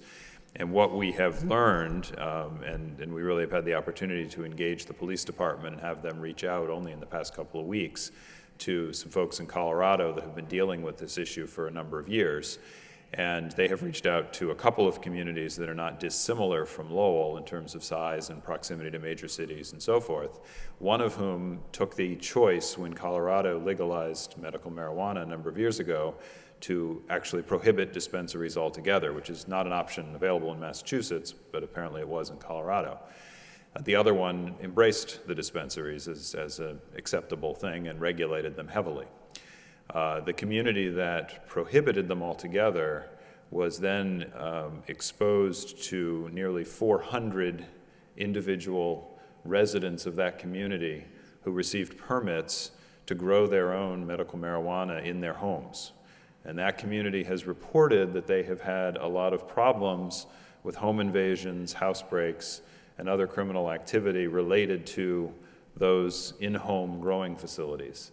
There's also a fair amount of evidence that the in-home growing associated with medical marijuana is the primary source of the diversion of the marijuana from the prescribed medical use that it was intended for to other less appropriate uses. And that, I think, presumably is the very concern that the council is trying to guard against in wanting to heavily regulate this use. Now, the reason this is important to bring forward is that the Massachusetts ballot measure, which has now been translated into regulation, and because it was in the ballot measure itself, there was not a lot of opportunity to deviate from this for the State Department of Public Health. It states that one of the clauses, and in fact the only clause you need to meet to qualify for the ability to grow your own, provided you can document a medical condition that gives you the reason to, is that there is not a dispensary that is convenient for you. And it is not at all clear what that's going to mean in terms of the standard by which that will be applied. But again, if Colorado is any example, the communities that do not have dispensaries in them very likely are exposing themselves to the possibility of more of what Massachusetts calls hardship cultivation by individual users. And that is the very thing that we are somewhat concerned about, frankly. From a planning perspective, I am concerned. The police department has some concerns from a crime perspective. And it is our fear that, and we don't know this is the case, but it is our fear that one potential unintended consequence of a moratorium is that while many communities are embracing moratoria, not all are. And that the licenses that may be available may actually be, and they're limited in Massachusetts to a certain number in every county, the licenses that may be available for Middlesex County may actually be assigned to other communities that are somewhat distant from Lowell during the time of our moratorium, and those would be communities that do not have moratoria. And as a result, we would then expose ourselves to the potential of a fair amount of hardship cultivation, or so-called hardship cultivation in the community.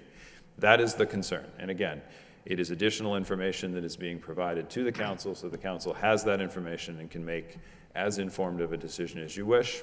And again, if you wish to proceed with a moratorium, as the solicitor pointed out, as the manager pointed out, and I will as well, that will come forward presumably at the next meeting to start the process of going forward. But again, the purpose of a moratorium is to gain more information. We're providing you with some additional information we think is of some consequence.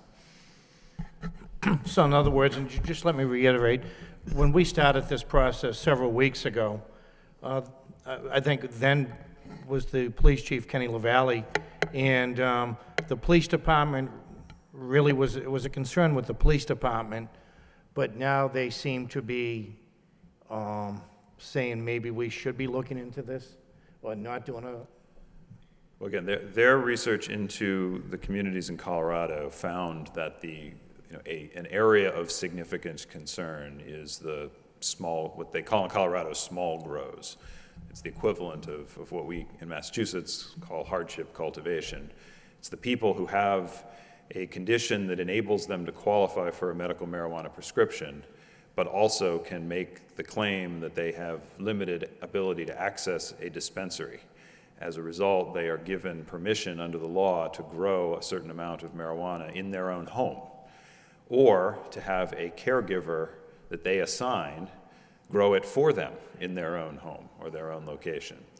And that limited amount, I think, is a substantial number of plants that they can have in their home. And again, that's an area of potential concern. Again, if it is only potential concern there. If you don't feel that that's as significant of a worry as we do, then we don't need to be too concerned about that. But Would it be possible to get a report from the police department on record, how they feel? After listening to Mr. Bakey and the law, and Christine O'Connor from the Law Department, I have my own concerns, and I have concerns about how the police department might feel, and I think as a counselor taking the vote, I'd like to see their position too on paper. Absolutely. Thank you very much. Councilman Danza. Yes, at one point in this process, we developed a draft zoning change to address this particular use. And then we had a vote to have a moratorium, so we've already gone off on a tangent because of that. Now, the point of the moratorium, I would think, is to fully develop any zoning changes we might wish to implement in order to regulate this use. So my question is, where are we with that? And if we don't proceed with the moratorium because of the detrimental effects, are we going to accelerate our activities to finish the ordinance modifications, whatever that might be? And so where does that stand? What would be the recommendation if we don't proceed with the moratorium? Mr. Manager. I could ask Mr. Bakey to address those concerns since it falls in the area of zoning. yeah, there are sort of two levels to that. The first level is that we have had the opportunity to review the existing zoning, and we do feel that we are not significantly exposed even if the council takes no action whatsoever, because the existing zoning is structured in such a way that any dispensary, and again, I think it's the dispensaries that are the primary thing that the council was seeking to have a moratorium on, because that's where there would be public interaction with this new industry, that the dispensaries would require a special permit in any location in the city where they could be allowed today. So there would be a public hearing, all the abutters would be notified. The zoning board, as we have in a fair amount of experience recently with, does not always approve special permits, particularly when there is a fair amount of concern raised in the public hearing process. So that, I think that's a pretty substantial check that exists today. So in the absence of any action, we have that available to us. But we also, I think, are fairly, it would not take very long, I think, at this point to put together we have a lot more knowledge than we did last winter. We could put together, I think, a very solid proposal to the council for an actual permanent regulatory amendment that would address both the cultivation facilities and the dispensaries. And again, if we do it in such a way that it is possible to have one, and perhaps one gets ultimately cited with proper regulation, that I think would be the biggest insulator against the hardship cultivation issue in the city that we could have. All right, so what I'm hearing is we already have sufficient, sufficient mandates to prevent unwanted location of the dispensary or the cultivation unit. They would have to go through regulatory process in order to be permitted. So what I'm hearing is if we do the moratorium, we'd be in a worse position, because then we might have to allow individual cultivation units, because they can't get it anywhere else and the laws requires them to be able to. And if we don't have a moratorium, then they have to go through our zoning process and hearings to obtain permits, and then the individual cultivation permits may not be allowed, which is what's problematic. So in a sense, what I'm hearing is that we're protected enough. We don't need to do anything else. And if we really want to, we could tighten up the zoning somewhat, but it sounds to me like it's not necessary. There's already safeguards in place. And so, I mean, I'd have to listen to what's being presented to us. And maybe we don't want to proceed with that. I had supported the original zoning change in order to address and provide the proper safeguards. So at this point, it sounds like just let it be. And we do have safeguards in place. Councilor Newton.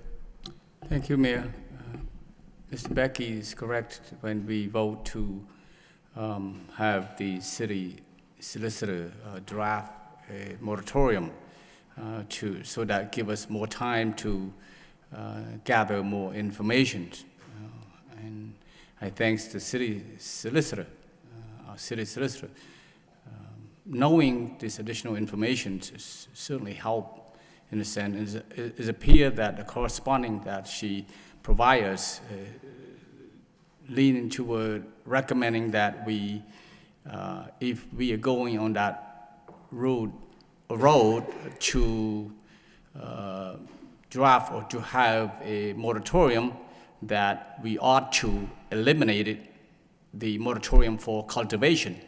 As a number of people spoke already, that that if we have cultivation,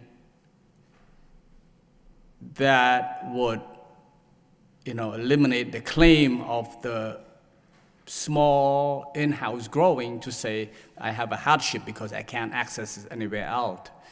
It seemed to be that recommendations. I could be wrong, but I would like to hear from the city solicitor if that's the case. Thank you. Madam Solicitor? If I could just be clear, would you mind just restating that one more time? Your recommendation appeared to be that one of which, I guess, is that we eliminated moratorium for cultivation. If you still insist doing moratorium for dispensary, fine, but eliminate the cultivation. That way to foreclose people from claim hardship in a small in-house growing of medical marijuana. Right.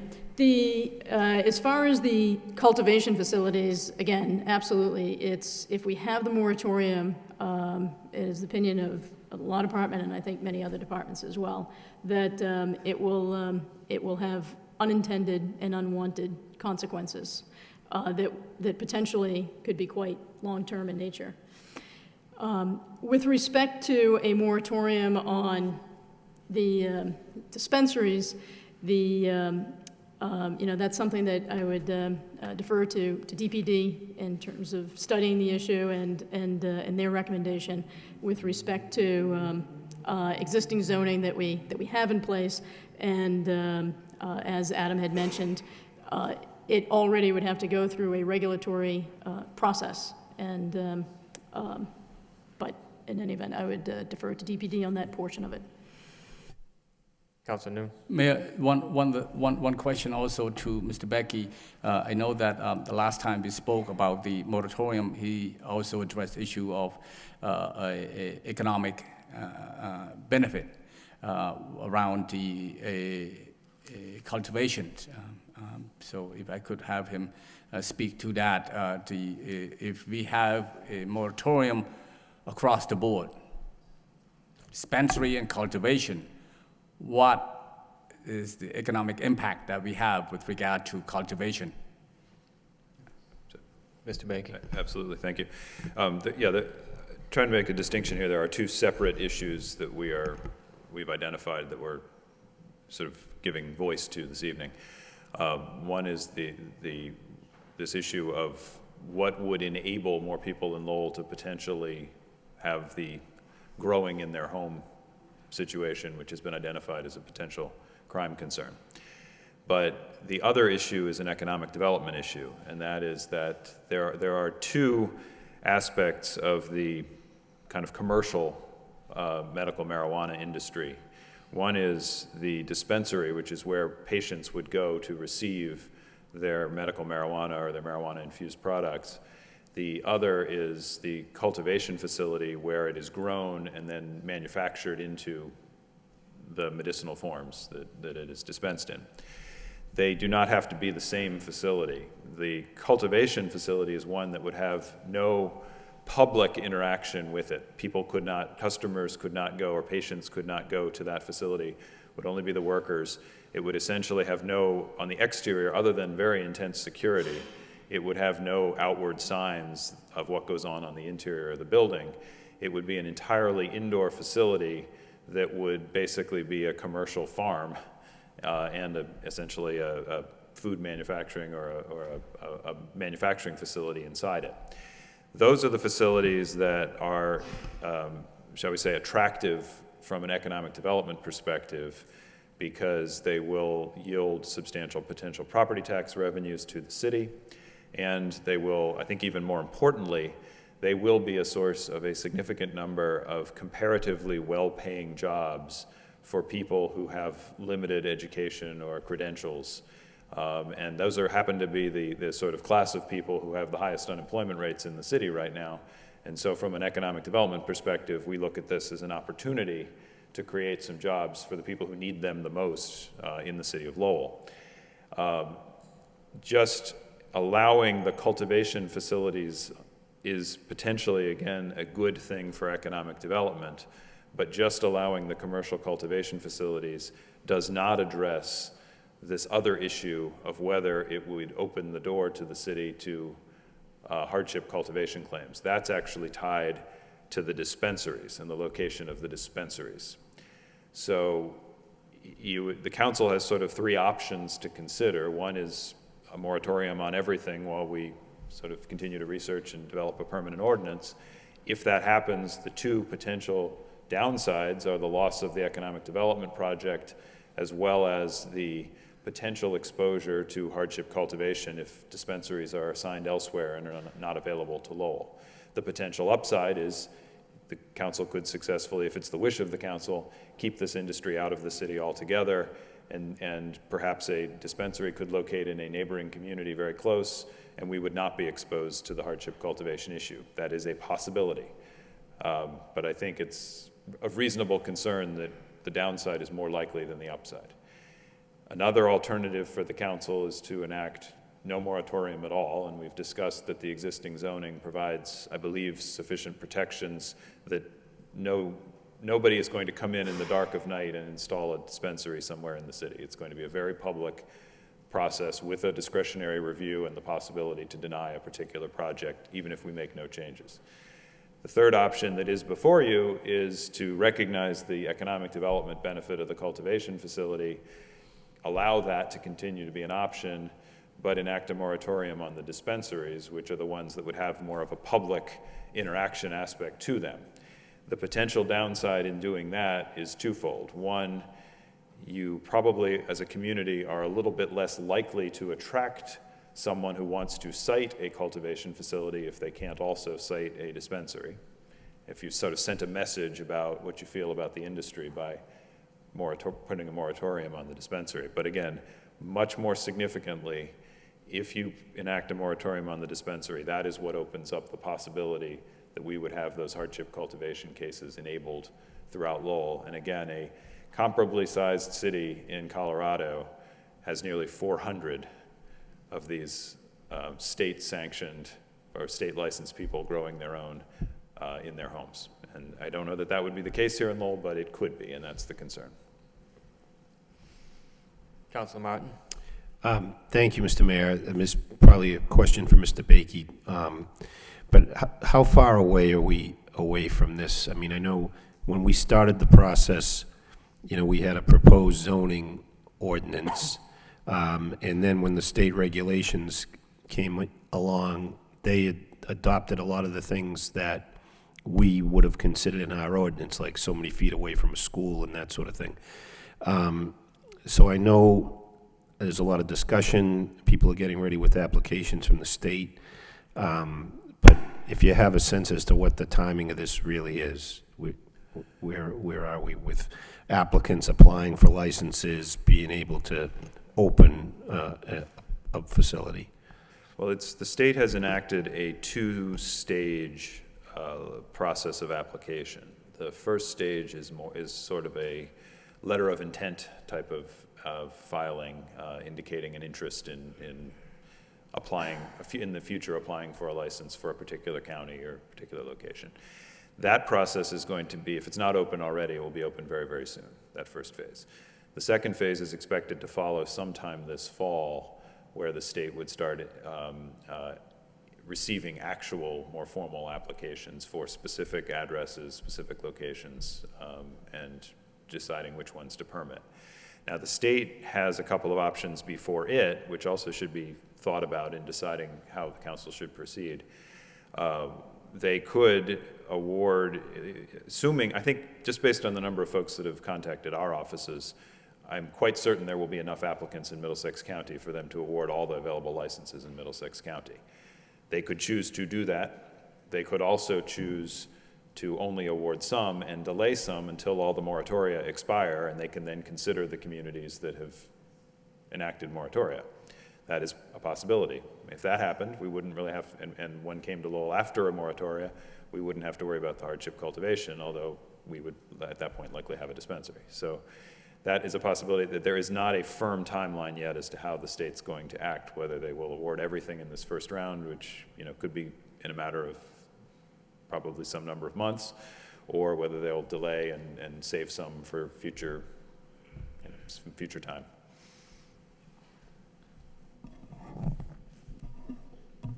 In light of this information, does anyone care to make a motion to pursue the moratorium? Councilor Elliott? No, I'm not making that motion. I wanted to speak, Mr. Mayor.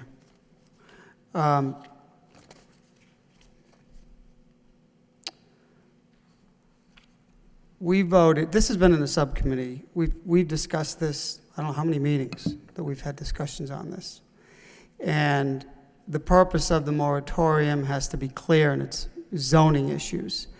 And that's why that's why we had meetings on it, so we could properly zone where the dispensaries and presumably where the places where you can cultivate these, cultivate medical marijuana. So the council already voted this. I don't see how you can reconsider this based upon an opinion from the solicitor when the council voted on it. I mean, it's really a violation of the charter. We voted on something, we told the manager to execute it, and now it's coming back with, okay, you want to provide some more additional information, fine. In the meantime, 3 weeks ago, there should have been an ordinance, as far as I'm concerned, ready, prepared, considering the length of discussion that we have had on this. And in fact, the more we talk about this, the more layers are unraveled and the more confusing the issue gets. The issue was zoning, which was the reason why the council voted. The council voted to proceed with a moratorium. I think there are going to be more issues, all the more reason to put a moratorium in place, like several or many surrounding communities. And remember, there's only 5 per county. I mean, Mr. Baker, with all due respect, you want to talk about economic development. I don't think that's a positive thing that we should be looking at in the city. I don't know how many applications you get, but there's only 5 per county, and I don't see how growing pot is a good thing, in my opinion. Bearing everything else in mind, you can't bring something in when someone already has voted on it. So I don't know exactly what we're trying to do, but you can't bring something in for reconsideration. We do have rules, right, Mr. Mayor? Reconsideration has to be done 24 hours after. You can't just say, hey, we're going to reconsider this when a moratorium has been voted on, approved, sent to the manager, and should be on our desk, ready to send to a public hearing. We do have rules, and reconsideration is Well, for maybe city- you should read city them, council. and maybe you should understand them, because One- you one- clearly don't, Mr. one- Mayor. one of them You is- clearly don't, you have not Counselor- read them. Or you Counselor- don't know how to apply them. So So one of them is being recognized by the chair before you speak, if that's which you have not apparently been. that's the only one You have you not been. know. You do not have license just to speak whenever you well please. Madam I Solicitor. abide by the rules. Madam Solicitor. You do not. A couple of things. First of all, to be clear, while Mr. Bakey was specifically asked questions regarding economic development, and and gave specific answers to them. The issues raised in the opinion that I provided to the council do not speak to economic development, but in fact speak to public safety. And it's on that issue and that issue alone that I thought the additional information was helpful to the council, or at least important to bring forward. With respect to the moratorium has not actually been voted upon. The law department was instructed, rather, to bring forward a zoning amendment, or a moratorium, rather, to further study this. And as I have repeatedly stated, we are willing to do that, and we will be doing that if that is, in fact, the wish of the council, in light of the new information and additional information that was brought forward. As far as a moratorium, ultimately, a moratorium itself would still obviously have to be voted on by this council after it goes through the public hearing process. Councilor Mercia. Let me just clear the air here because it's rather stuffy a bit, and I want to follow the law too. And trying to liken what's going on here is the fact that I made a motion one time a while ago to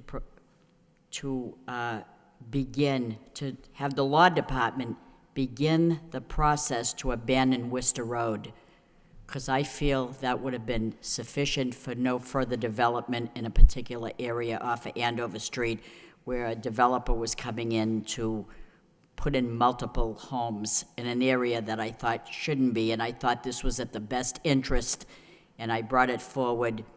And I didn't ask the solicitor to, peruse it and look around and see what's going on here. My motion said begin the process of abandoning Worcester Road, referred to the law department who looked at it and researched it and found that it wasn't in the best interest of the city. Now, I could come back today and say, I said to do that, provided, do it. It says begin the process of abandoning. And I know that it's what I asked for, but when we get a recommendation from someone that knows the law better than I do, and no disrespect, Councilor Elliott, I think that we meant well. I personally didn't vote for marijuana in the city to grow your own or have any of that. And I know that it's probably good medically. I really personally feel that these dispensaries should be in line with hospitals that give out medicine or whatever, and I thought that would be the best thing. I don't want to have a neighbor 3 doors down that's growing it. I don't know, but I don't know. This is a difficult situation, but the majority rules. This is a democracy where people voted, and it was overwhelming that this has got to be. So if it's got to be, I have to comply with the rules and the people that voted to put them in. I think a moratorium would have got us further down the road to look at it a lot further, but as it was explained to me, it makes logical sense that sometimes when we think it's the best thing in place, it really truly isn't, and you heard that for about, 45 minutes, so I would just say that if we could just take another breath and just do what we feel is right here, and I think what's right here is to kind of not have that moratorium because it's probably not in the best interest of the city. That's the reason. Sometimes when you go to have something supportive and you think you're doing the right thing and it sounds right, like a ballot question years ago that said being upfront with your contributions and it just was just the opposite. It didn't mean what it said it was going to mean. So I know a moratorium sounds good, but it's probably not in the best interest of the city, as we heard people explain today. So maybe it was a good thing that we referred it and brought it back to get the proper understanding of the research that thoroughly went into this that I didn't have time to look into. So that's where I stand with this. I'm sorry. Councilor Kennedy. Thank you, Mr. Mayor. I wasn't at the last meeting, so I wasn't here when the city council took the vote on the moratorium.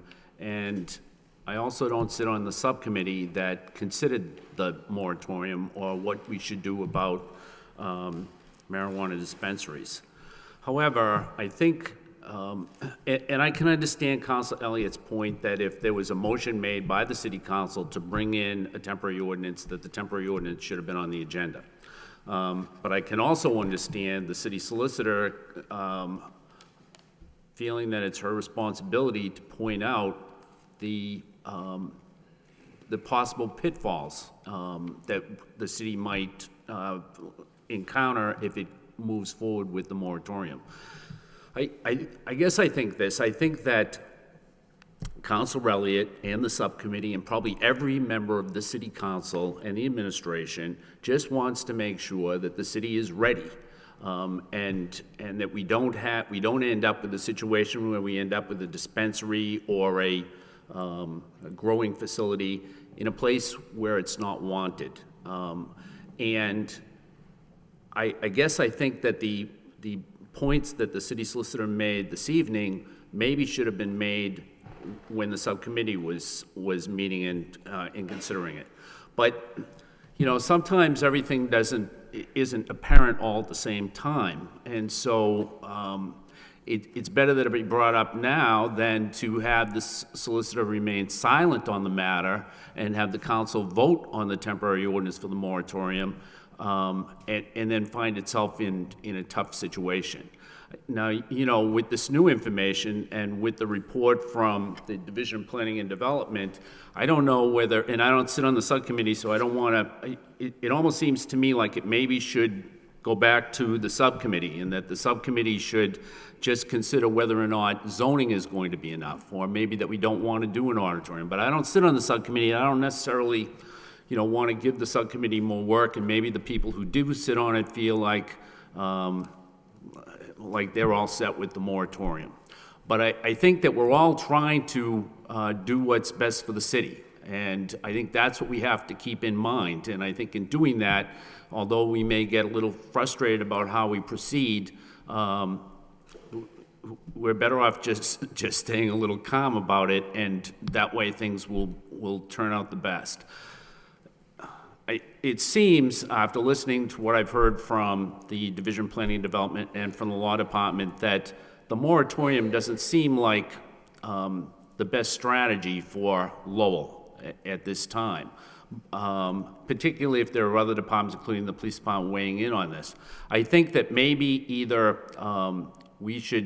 the city council should take up this issue as a committee of the whole and have all the departments in and just kind of go over it once and for all, and have, you know, where we stand on zoning and whether or not we need any zoning changes, or whether our zoning code is fine as it is, and just have all that done all at once, but in a way that is thoughtful and prepared, and so that everybody knows their position. This referendum passed last November. This is August. Nothing's really happened in all of this time.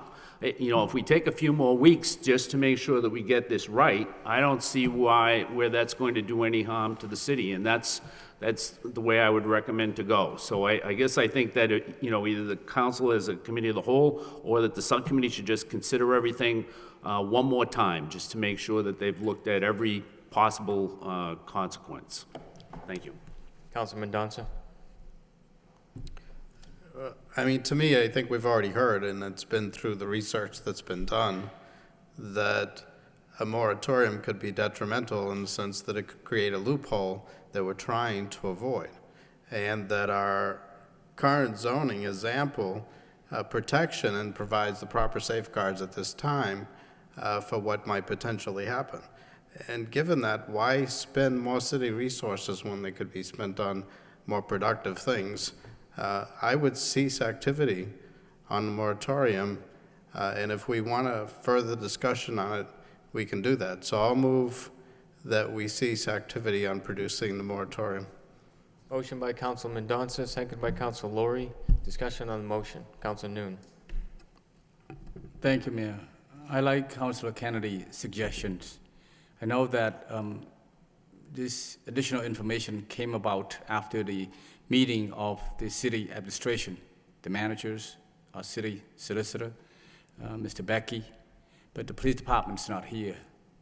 I think refer this to a full or a subcommittee or a joint subcommittee or full council is a good thing, so that we have, we summon our police superintendent or police deputy superintendent to come and give their,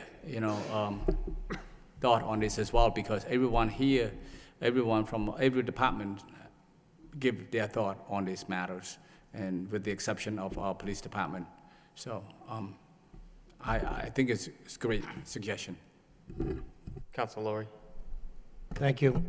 I second Councilor Mendonca's motion, and I've already asked for a report from the police department. That's going to be coming forward.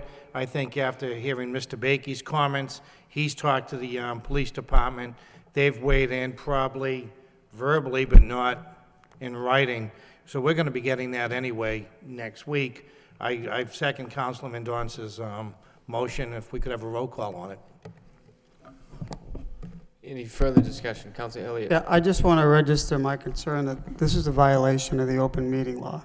Because if anybody at home wanted to come down and speak on this, that they're opposed to it, we've had people come to subcommittee meetings because it was posted, they were notified, it was in the paper, that there was going to be a subcommittee meeting. This is a complete change in policy. There's been no notification given to the public. We have a number of residents that have come down, they followed this, and this is not in accordance with our rules that we discussed so deeply last week. And anybody at home that would have liked to come and speak to this was not given proper notification to do so. So that's my opinion. I don't want to hear about the open meeting law, Madam Solicitor. I've read it. It's my opinion against your opinion, and I think what's taken place is wrong, and I oppose it. This is an item listed on the agenda, V, update to the subcommittee motion of 62513 by Councilor Martin. Refer the matter of the medical marijuana dispensary ordinance back to DPD to report on establishing a moratorium and establishing regulations for when any moratorium shall lapse. People at home were not given the opportunity to come and be notified that there is going to be a reconsideration of a vote and a proposed ordinance that has already taken place. Spin it how you want, no notification, it's wrong. This is an item on the agenda that listed as a communication. This is actually something that was initiated by myself, that we have communications themselves listed on the agenda so that it is more in keeping with the open meeting law than it was prior to that. Move the I'll question. refer to the city solicitor. Move the question. Madam Solicitor. Thank you. Excuse me. Again, I don't want to belabor it, but yes, it clearly has been on the agenda. It was listed on the agenda. And again, while we're discussing the open meeting law, and I can provide an update. Actually, the council has been given an update before on the mechanics of a motion of personal privilege or point of personal privilege, and that's something that again, what was brought up tonight through a point of personal privilege is in fact something that in the past has garnered public attention and people participated, but that was nowhere on the agenda. This, by contrast, was on the agenda and was explained in the communication itself, and the substance of it was included in the packet for all to see. Roll call. Could you read the motion, Mr. Mayor, please?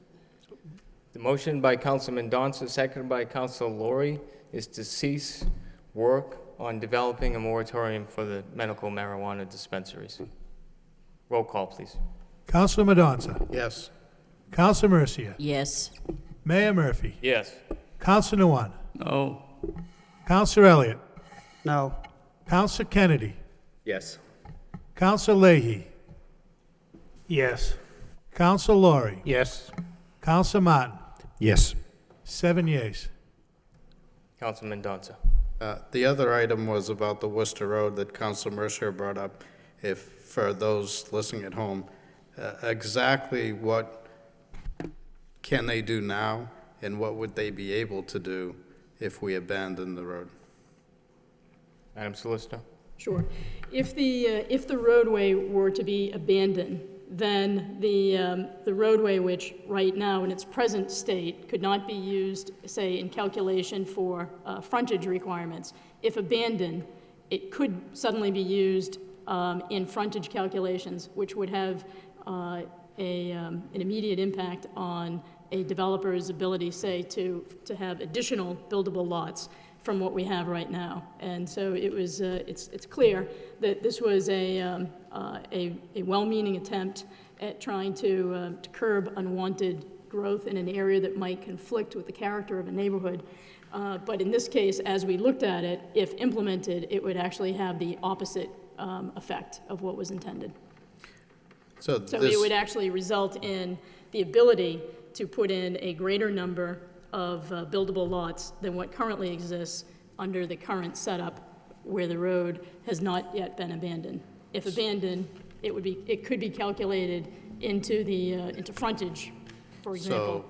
So if the abutter purchases that lot and they are to develop a land, now they can use that square footage in their calculations. Correct. Whereas before they couldn't. That's correct. Both for the entire lot and for the frontage on any streets that might be Right. adjacent.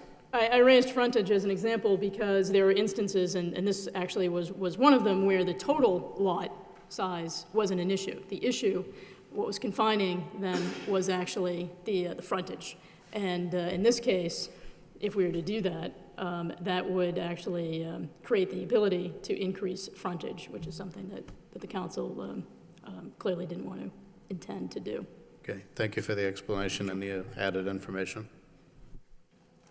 Any further discussion on the communications? Council Leahy. Thank you. The report on the Kearney Square Bridge, could somebody elaborate why, if they thought that the conduit was susceptible to movement, why did they knock half the bridge down and then decide that they couldn't go any further? I mean, that should have been considered a long time ago. And I mean, I know you're probably under pressure, but I mean, this is unacceptable that they came in, they ripped this apart, and then they say, well, we didn't know. I mean, Yeah, the conduit does not belong to the owner of the bridge. The conduit belongs to National Grid, and National Grid their records showed a different conduit running through there than what actually exists. And so, like any project, including city projects, we are dependent upon what the utilities provide us for information. And if it's incorrect, it's certainly not the city's fault. It's the utility not providing us with the appropriate information. And in this case, National Grid's records were not correct, dating way back, long before any of the people at National Grid are there now. And obviously, it's a concern to us that this took place, that the delay took place.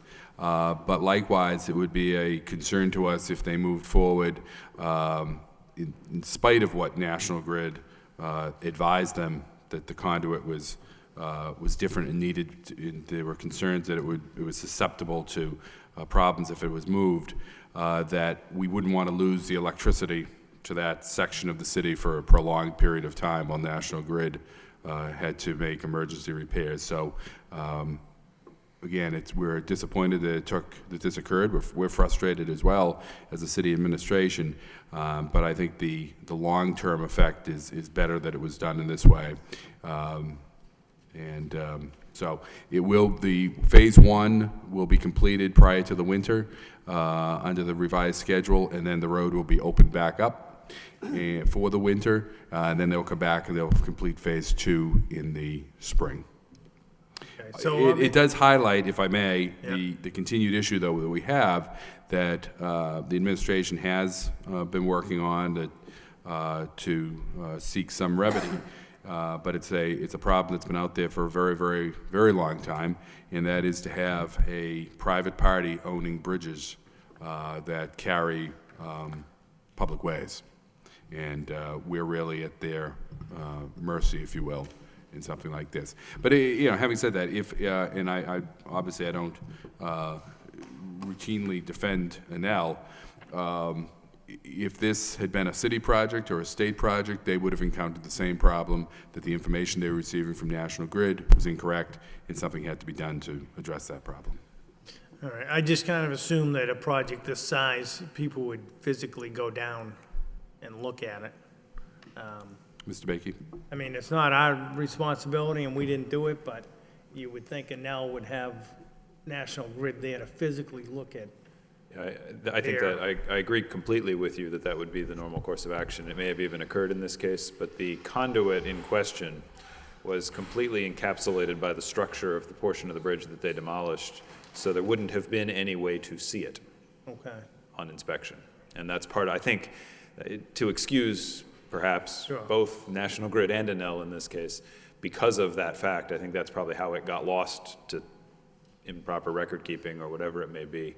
What exactly was there? There were two separate issues that were incorrect in National Grid's information. The first was what actually was in the conduits, which turned out to be far more significant than what they had originally communicated to Enel. And then secondly, the actual construction type of the conduit itself. What they initially communicated to Enel was a construction type that would have been very easy to move as part of the demolition. What turned out to be the construction type was one that was extraordinarily sensitive and could not be moved without a whole other layer of design, and that's what's been the source of the delay. Again, it's a very unfortunate circumstance that hopefully won't be repeated, but given the circumstances around it, if a similar situation happened in the future where there was no way of actually inspecting it in advance, it could happen again. Okay. All right, thank you. Councilor Kennedy. Mr. Mayor, through you to the city manager. Mr. Manager, in your report, maybe I missed it, but you mentioned that Phase 2 will start in April. What is the duration of Phase 2? I'm not sure that the report said that. And again, maybe I missed that part, but. The work is to be completed by June of 14. 6/20 is the target date for that completion. Okay, thanks. Any further discussion on the communications? Entertain then a motion to accept and place on file. So moved by Councilor Laurie, seconded by Councilor Mendonça. All those in favor, signify by saying aye. Opposed, so voted. I did have a number of responses from the administration that I didn't go into, but I wanted to thank for their work on them and for their prompt response. Next, we have a communication from the city manager, request approval of out-of-state travel for 5 for the Lowell Police Department. What's the wish of the council? Move to approve. Move to approve by Councilor Laurie, seconded by Councilor Mercia. Roll call, please. Councilor Mendonça. Yes. Councilor Mercia. Yes. Mayor Murphy. Yes. Councilor Nguyen. Yes. Councilor Elliott. Yes. Councilor Kennedy. Yes. Councilor Leahy. Yes. Councilor Laurie. Yes. Councilor Martin. Yes. 9 yeas. Next, we have a communication request of the Lowell Retirement Board to increase the stipend payable to the city treasurer to an amount of not more than $3,000 annually. Councilor Mercia? Thank you, through you, Mr. Mayor, to the city manager. It seems like we're doubling this fee. What is this all about? I don't understand that. And why would we be doubling it? Councilor, I'm going to answer that as a member of the Retirement Board, not as CFO. The Retirement Board was approached to vote on this particular statute, accepting the statute, or at least recommending that it go to the City Council for acceptance. It would allow, the current stipend for the treasurer is $1,500. It would allow up to $3,000. Should the council accept this statute, the issue would then go back before the local retirement board to actually set the stipend. But the retirement board cannot take any action without essentially the ceiling being increased. And why are we increasing it in the first place? Are the other members, you get a stipend on the retirement board, Mr. Moses? I do, yes. And would that involve you to have an increase as well? No, it doesn't affect the And members. so why would we single out one person on the board for an increase? Okay, this is where I have to speak as a member, and I'm not speaking for the entire board, but for years, the board had some issues with account reconciling, as the city did. And this particular treasurer has stepped up and completed the work timely and accurately, and has for the last year or year and a half maintained the books of the retirement board in a way that we haven't seen in years. She approached the retirement board asking for this, and the retirement board thought it was worthy of consideration. So now, in speaking for the entire board, they voted unanimously to ask the city council to approve this, or to adopt this legislation. Councilor Elliott. Through you, Mr. Mayor, to Mr. Moses as the retirement board person. So each member, your stipend was increased just recently, you and the auditor, or was it the entire retirement It's the board? entire board, and gosh, I'm embarrassed to say I don't even know what it is. I think it's 4,500. Okay, okay. So there are 5 members of the retirement, and all 5 of you now get 4,500, and the treasurer gets a stipend? The treasurer has always gotten a stipend of $1,500. Why is that?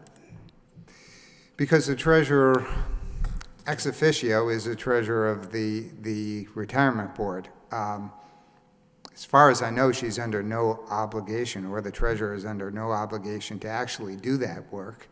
They could refuse the stipend and leave the board without a treasurer, at which time the board would have to seek an employee. Are there not, so right now there's got to be, you have to hire through contract someone to do the accounting for it, and she just reconciles it with the city books? She handles the banking and reconciling the bank accounts. Is there some statutory reason why she has to be doing this? Again, the auditor's saying ex yes. officio, she is the treasurer. Okay. I don't know why we're doubling it, but I'm not going to support this request. Mr. Manager. Point of clarification, I think Mr. Moses already addressed this, that this is simply accepting the statute, which would then allow the retirement board to make modifications to the stipend that's there. It isn't necessarily doubling it. They'll have to make that determination. I would also point out that the $1,500 is the same stipend that it's been in place for years, if not decades, I'm sure decades. Any further discussion? Councilor Noon. Through you, Mr. Mayor, to Mr. Moses as the member of the Lowell Retirement Board. What's the board plans to give her? I mean, now she got $1,500, and you want it up to $3,000, and what's the plan of the board? We actually haven't discussed that at the meeting. So could it be max it up? I can't speak for the other members. I think we need to have a proposal on we have to take this in steps. The first step is to have the city council adopt the legislation. Then one of the board members can make a motion to change the stipend. It may be that the board votes not to change the stipend. I can't say what is going to happen and what proposal may appear. Thank you. Councilor Martin. Well, the board wouldn't have voted to send it here if the board wasn't going to vote to raise it. in all likelihood, right? I mean, you think she's done a good job. You just said that. You're probably going to vote to give her the increase, I'm not going aren't to you? disagree with that All statement. right? Okay. So, I mean, let's just, if it's a vote to authorize doubling, let's call it what it is, and let's have the vote. Well, I personally don't know that I would vote to double it. Come I on. can't. I'm serious. I'm serious. If anything, if somebody suggested that, I would probably counter with an incremental move over several years rather than all at once. Oh, okay, fair enough. We would first need a motion to refer to the law department to draw up a vote. Councilor Lowry? Make the motion. Motion Law to refer Department. to the law department by Councilor Lowry, seconded by Councilor Kennedy. Oh, Councilor I didn't second. I just wanted to speak. Seconded by Councilor Noon, Councilor Kennedy.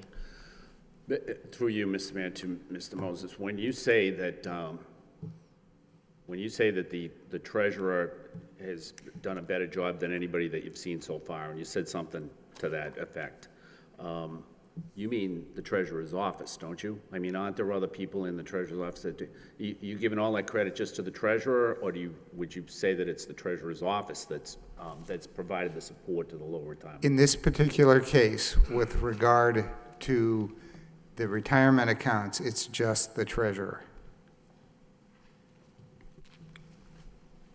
Councilman Mendoza. You also mentioned that the treasurer doesn't necessarily have to be the treasurer of the retirement fund. How many other communities is that occurring? Just off the top of your head. I don't know that that's a case anywhere. I was just trying to envision the case where I believe Councilor Elliott said, does it have to be the treasurer? I suppose the treasurer could refuse to do it. And at that point, I don't know what the legal ramifications would be. I've never encountered that, but okay, through the manager, through the mayor to the manager, could you just send us a job description for the treasurer, or if you know off the top of your head whether that's one of the duties or not? Are we talking the city treasurer or the City retirement board treasurer? Is the city treasurer's job description include being treasurer of the retirement fund? Sure, we can pull that. Okay, and let us know. Yeah. Another question through the mayor to Mr. Moses. What's the annual cash flow of the retirement fund? How much goes in and how much goes out? What are we talking about?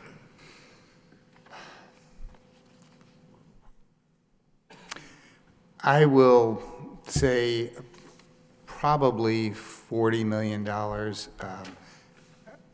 The annual appropriation that we make is $16 million. On top of that, there are employee contributions, and on top of that, there are investment earnings. So rotating cash, and don't quote me, but on the order of magnitude of maybe 30, 40, 50 million a year. So if we had to hire an accountant to keep these books on that large an operation, would $3,000 cover it? I know the answer, but just thought I'd ask it. Mr. Manager. Well, just to put it in perspective, I was just trying to do some quick numbers here. Assuming it takes about 10 hours a month to do that, this type of work for the retirement board. I don't know, it might take more, it might take a little bit less. That comes out to about $25 an hour, which is a pretty good deal. That would be quite a bit over the course of a year, much more than 3,000. Correct. All right, thank you. Any further discussion? Councilor Elliott. Thank you. Just had one more question. Does the treasurer and you and the auditor do all of, retirement board work on city time? Because you're getting paid to work for the city and then a stipend to do retirement work on city time? The auditor and I, our work as board members are really restricted to attending one meeting per month. That does occur on city time. That meeting lasts sometimes an hour, sometimes 3 hours, somewhere in that range. So we put in 1 to 3 hours during the course of our duties. Once again, that's ex officio. It is part of our duties as auditor and CFO of the city. That said, we also put in additional time, often beyond working hours, to deal with certain issues. Just to follow up, Mr. Mayor, how can you get paid 2 salaries? How can you get paid from the retirement board on city time? You can't do that. Actually, if I may. Mr. Manager. If I may, you can, and it's been this way forever here in the city. I don't care how long it's been. You can't get paid. You can. Mr. Manager, you can't get paid 2 salaries on city time. They're separate employers, and it's not a case where you're getting 2 checks from the city of Lowell. It's 2 employers, and both of these positions, in fact, it's required that the city auditor be a member, ex officio. The CFO has always been the appointment of the manager. And this is the same way it operates in every municipality that has its own retirement board.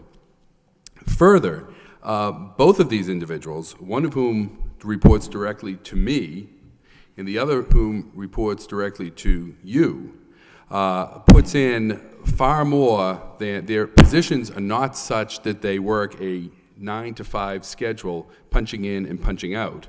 They work as required by the job. That is the way their functions operate. They still cannot work and get paid, as far as I'm concerned, as a taxpayer, as an elected member of people in the city, get paid $4,500 to go to essentially, I guess, 12 meetings a year on city time. You have your position, I have mine. That's what I think. And by the way, Mr. Manager, not all communities operate this way. Well, I would disagree. Madam Auditor. It's by state statute, the auditor and the treasurer. It's part of our positions. It's state statute. Not on city time. If you want to have meetings It is city time. After? It's statute. It's part of my position, so it is all city time. Councilor Laurie. When you're talking about the retirement fund, you're talking about city employees. So you'd be doing it on city time because you're representing those employees. Now, I'm looking at the city manager, I'm looking at Tom Moses, and I'm looking at the auditor. Even the law department, Christine O'Connor. You don't work 9 to 5, do you? No. So if you go to these board meetings and it takes 2 hours and you stay to 8 o'clock that night, that's what you do. Just about, am I right? That is Okay. correct. Thank you. Councilor Mercia. I hope I'm not violating any rules, but since we're talking about the city treasurer and we're in that department, I would just like an answer, not right now, through you, Mr. Mayor, to the city manager. If I ask for information about property tax, I am allowed to get that. But when I ask for water or sewer information, I'm told it's not public record. So I want an answer from the treasurer, and I want an answer from the law department to see where we're going with that. That's all I ask for. Thank you. Okay, but that's not directly related to the motion here. No, it isn't. Can we roll call on the motion? Can I just ask one quick question? Councilor Leahy. I'm just trying to figure out, so if you're on the retirement board, it's not through the city of Lowell, though? The retirement board is not a city department. It's not a city department? Correct. It's a separate entity, separate legal entity set up by law. Okay. So it's not like being school committee person and working for the city. Correct. Okay, all right. Any further discussion on the motion? Council Mercia? Yes, on the motion. This isn't a vote to approve, this is a vote to refer it to the the solicitor to draft the vote, right? That's correct. Okay, so then when the vote comes back, we could say no, yes or no, right? That's There you go. All right. Roll call? Counsel Mendonça. Yes. Counsel Mercia. Yes. Mayor Murphy. Yes. Counsel Nguyen. Yes. Counsel Elliott. No. Counsel Kennedy. Yes. Counsel Leahy. Yes. Counsel Laurie. Yes. Counsel Martin. Yes. 8 yeas. Next, we have a communication to reappoint Mr. Thomas Linehan to the Planning Board. Move approval. Move to approve by Counsel Kennedy, second by Counsel Laurie. Any discussion? Roll call, please. Counsel Mendonça. Yes. Counsel Mercia. Yes. Mayor Murphy. Yes. Counsel Nguyen. Yes. Counsel Elliott. Yes. Counsel Kennedy. Yes. Counsel Leahy. Yes. Counsel Laurie. Yes. Counsel Martin. Yes. 9 yeas. Next, we have a communication to accept the resignation of Maria Cunha from the Immigration Commission. So moved. Move to accept by Counsel Kennedy, second by Counsel Laurie. All those in favor, signify by saying aye. Opposed, so voted. Counsel Laurie. Thank you, Mr. Mayor. You know, I went to high school with Maria Cunha, and I actually grew up I believe she was on Elm Street in Back Central. Could we send not just a letter, but some type of recognition for the work she's done in this community? Maria worked for Congressman Marty Meehan, and she's been really active in not only just the Immigration Commission, just so many things here in the city. If we could find some way to honor Maria, it's just an outstanding person. Thank you. Thank you. Next, we have an order for a 60-day trial, various. Motion to waive the full reading by Counsel Mercia, second by Counsel Noon. All those in favor signify by saying aye. Opposed, so voted. Reading by title. In City Council order pursuant to Chapter 266 of the Code of Ordinances, City of Lowell, Massachusetts, concerning Section 266, thereof entitled Temporary Experimental Regulations, temporary traffic regulations are hereby implemented for a period of 60 days.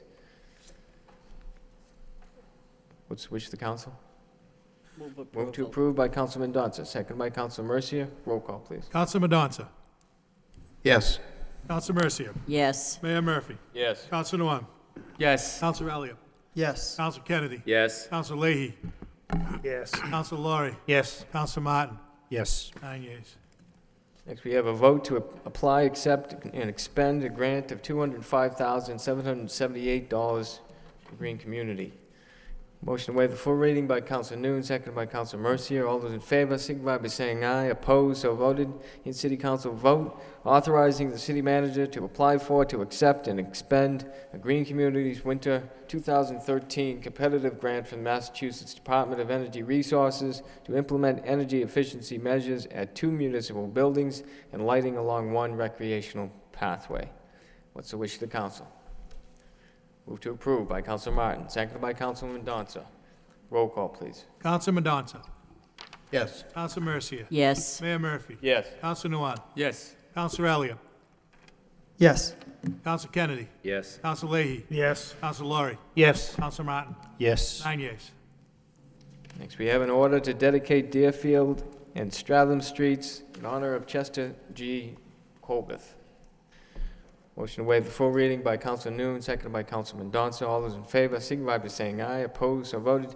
In City Council order designating the intersection of Deerfield Street and Stratham Street in the City of Lowell, Chester G. Colbeth Memorial in honor of Chester G. Colbeth. What's the wish of the council? Move approval. Move to approve by Counsel Mercia, seconded by Counsel Laurie. Counsel Mercia. Thank you, Mr. Mayor. In conjunction with this veteran dedication, if we could be notified when there'll be a ceremony, I would probably like to attend that. I would like to attend. And in keeping with that, if I could have Henry start moving that pen, because I have been working on this for some time.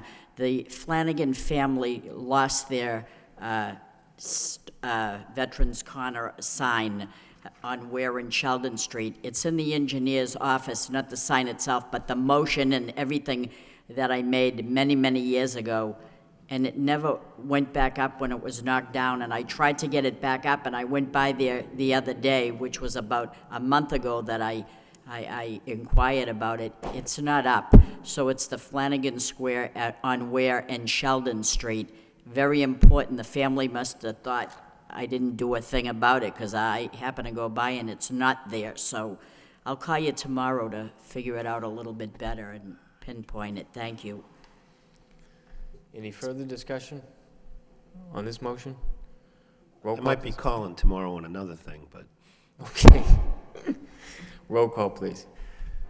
Counsel Madonza. Yes. Counsel Mercia. Yes. Mayor Murphy. Yes. Counsel Nguyen. Yes. Counsel Elliott. Yes. Yes.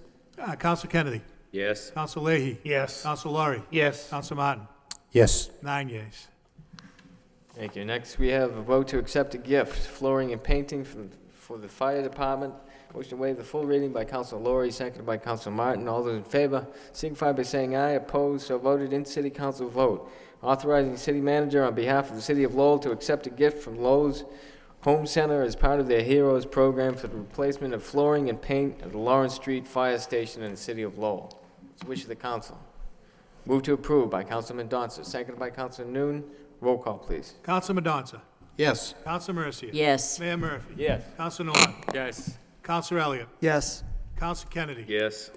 Counsel Leahy. Yes. Counsel Laurie. Yes. Counsel Martin. Yes. 9 yeas. Next, we have a vote, plan change to the jam plan. Motion to waive the full reading by Council Laurie, seconded by Council Kennedy. All those in favor signify by saying aye. Opposed, so voted. In City Council vote, authorizing the city manager on behalf of the city of Lowell to request approval of the following change to the Jackson, Appleton, Middlesex Urban Revitalization and Development Plan as amended from the Commonwealth of Massachusetts Department of Housing and Community Development. It's the wish of the council. Move to approve. Move to approve by Council Martin, seconded by Councilman Donza. Any discussion? Roll call, please. Counsel Madonza. Yes. Counsel Mercia. Yes. Mayor Murphy. Yes. Counsel Nguyen. Yes. Counsel Elliott. Yes. Counsel Kennedy. Yes. Counsel Leahy. Yes. Counsel Laurie. Yes. Counsel Martin. Yes. 9 yeas.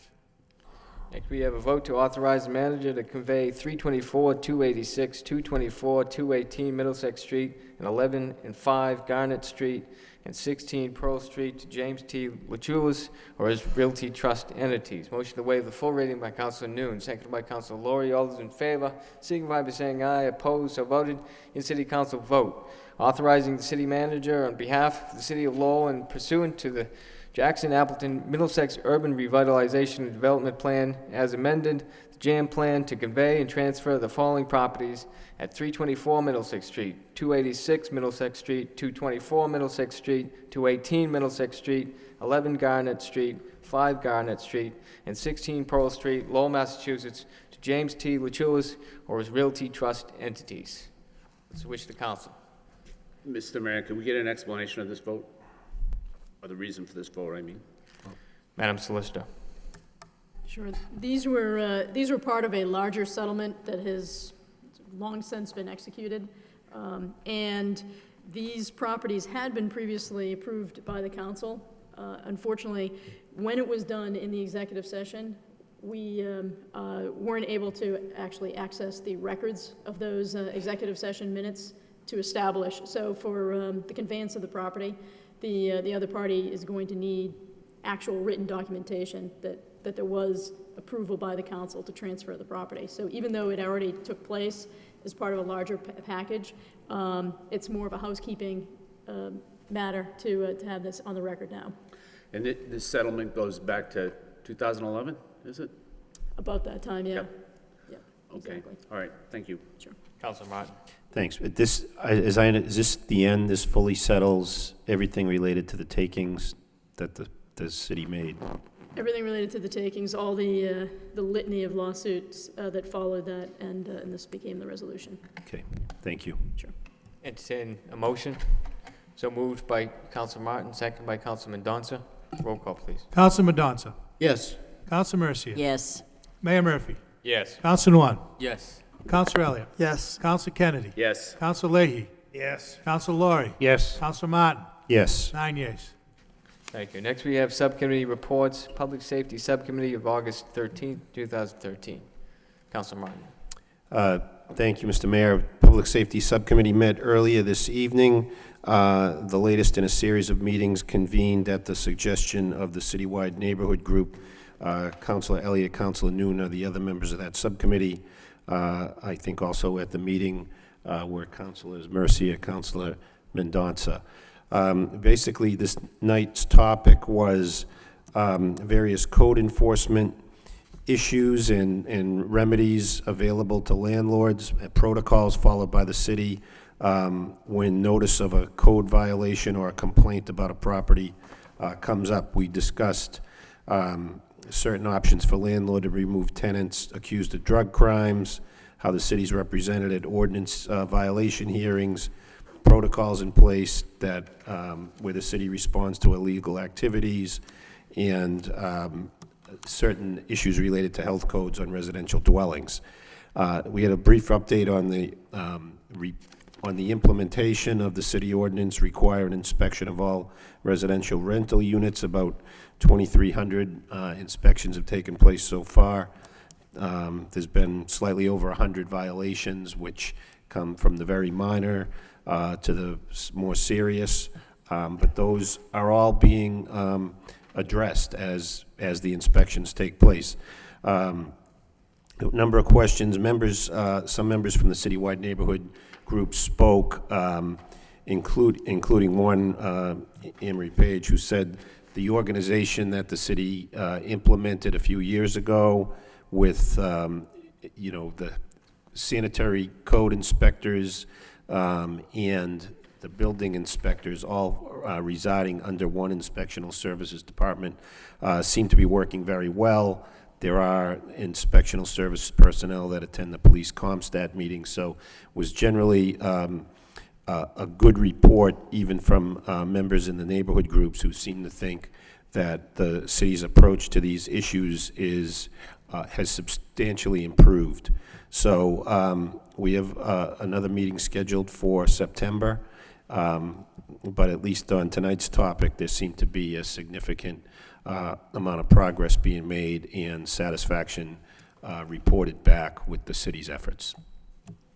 Thank you. Any further discussion on this report? Accept the report as a report of progress. So moved by Councilor Mendonça, seconded by Councilor Noon. All those in favor signify by saying aye. Opposed, so voted. Next we have Mr. Mayor. Councilor Elliott. The Lowell Commission on Disability had its monthly meeting this month. If I could give just a brief report on an update on the meeting. Thank you. So we had the monthly meeting, and I see the chairman is here. I don't know if you want to provide the report, Mr. Wilson, or you want me to just give a brief update on what's taking place with the Lowell Commission on Disability? Oh, all right. So, just a couple of things from this past month.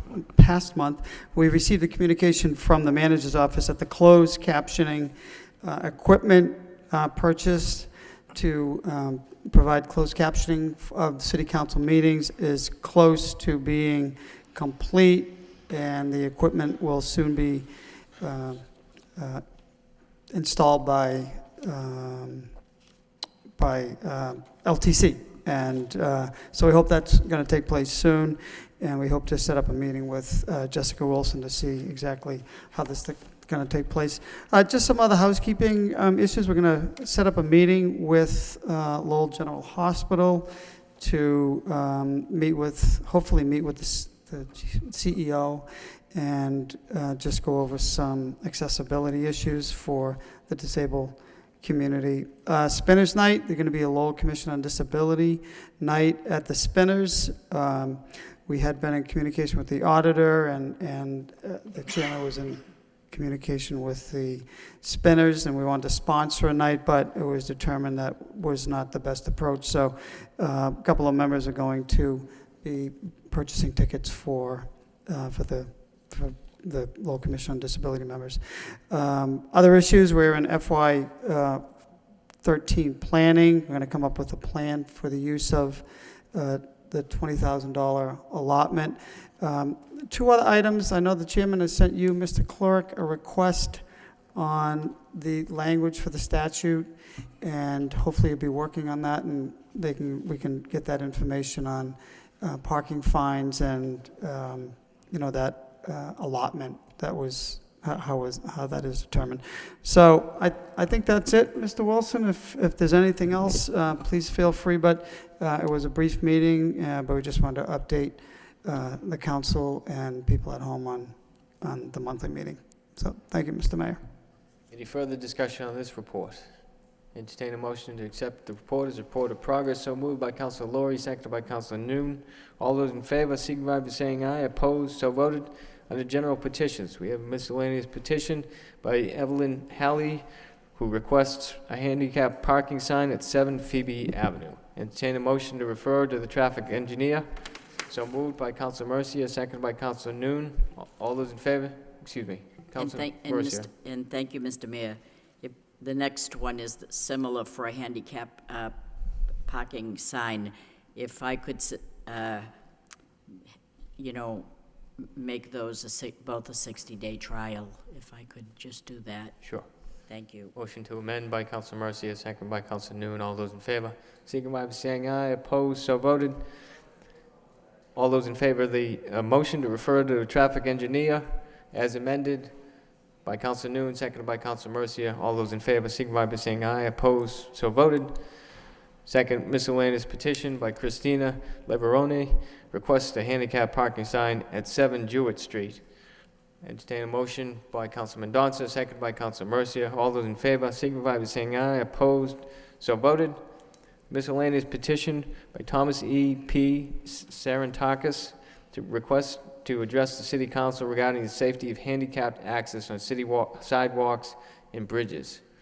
As I understand it, he wasn't able to make it here tonight. So refer to the city manager. Refer to the city manager by Councilor Mendonça, seconded by Councilor Lowry. All those in favor signify by saying aye. Opposed, so voted. Next we have motions. First motion by Councilor Leahy, requests the city manager give oral report regarding the update on construction and completion date of the Kearney Square Bridge project. Speaks for itself. Seconded by Councilor Lowry. Councilor Leahy. Yeah, thank you. We had a report in the packet tonight, and the questions were answered. Thank you. Thank you. All those in favor signify by saying aye. Opposed, so voted. Next motion by Councilor Elliott, request the City Council vote to send a letter to Market Basket Corporation supporting Arthur T. DeMoulis as CEO. Seconded by Councilor Kennedy. We already did this, so maybe I should have just withdraw the motion. Motion withdrawn by Councilor Elliott. Next motion by Councilor Elliott, request the city manager report on status of paving streets in South Lowell. Seconded by Councilor Kennedy. Councilor Elliott. Thank you. I actually have a petition signed by people on Billerica Street, Eugene, Acton, Bolton, Clifton, Denton, Easton, and Juniper that I would like to submit to you, Mr. Clerk. Just for the record, there are 67 signatures. I also have some pictures that I meant to hand out if I could real quickly.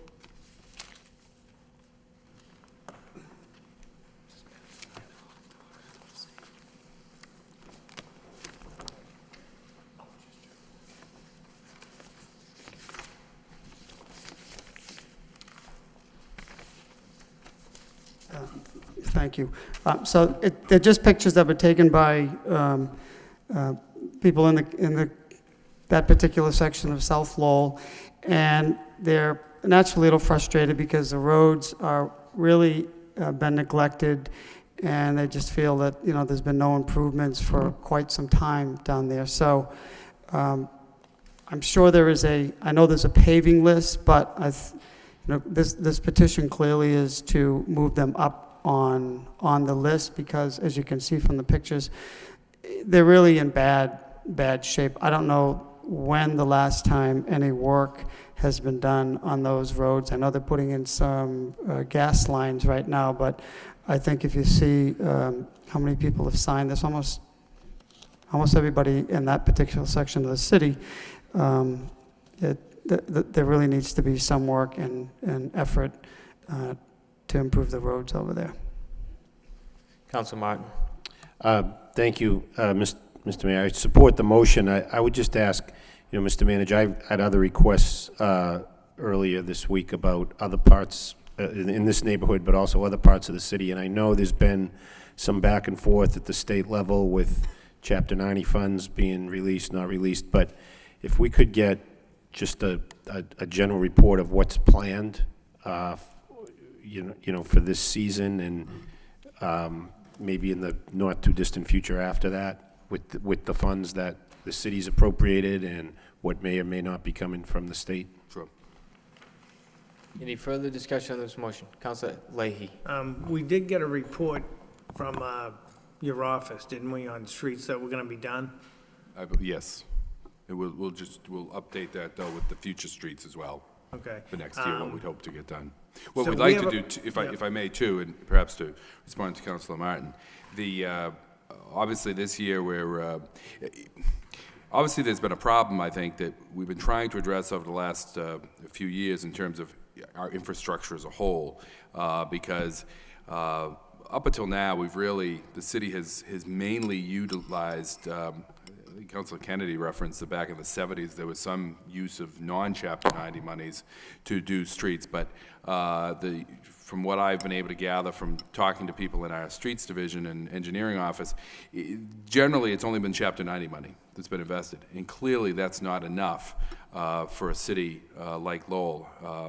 So it's necessary for us to put other resources into these streets, and a large chunk of the money this year in our capital budget went to the buildings and a variety of other issues, but we also put $1 million towards, I think it was $1 million, towards streets. I would hope that next year we're also slotted to put another $14 million of capital investment out there, and a big chunk of that we would hope would be in the area of roads. So hopefully that will help us finally get the streets into the condition they deserve to be in. Okay. I have one other observation.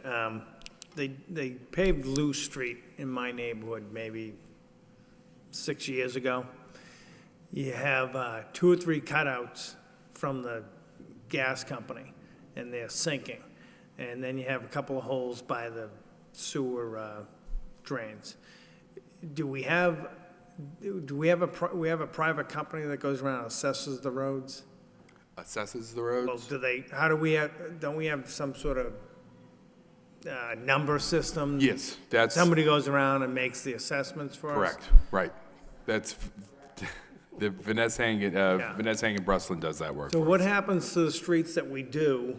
Like, this street should last a lot longer than, 10 years. It should, But yes. these 3 sinkholes are gonna end up destroying the new street. So how do we address those issues? Well, we should be getting the gas company out to repair those, and if there's work around the sewers, those should be taken care of as well. So we'll make a note of that to But does have another them take care of. department do that for us? I mean, it shouldn't be Henry driving around. Well, Henry's not good. Well, yes. So- Henry's going to be doing the paving, actually.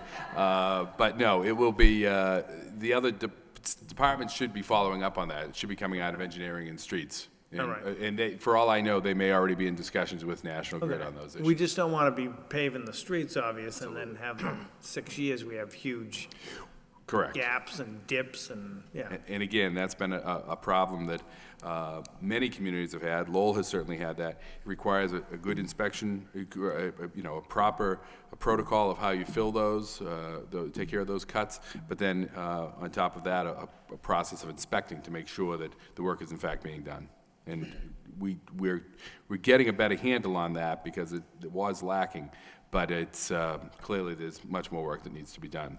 All right, because I did mention to you quickly in Chelmsford, they were patching, and then they put some sort of solution around the edge of their Right. patches. Right. And I noticed it sometimes, and then sometimes it's not there. So I had mentioned that to you, but they were going to check that out.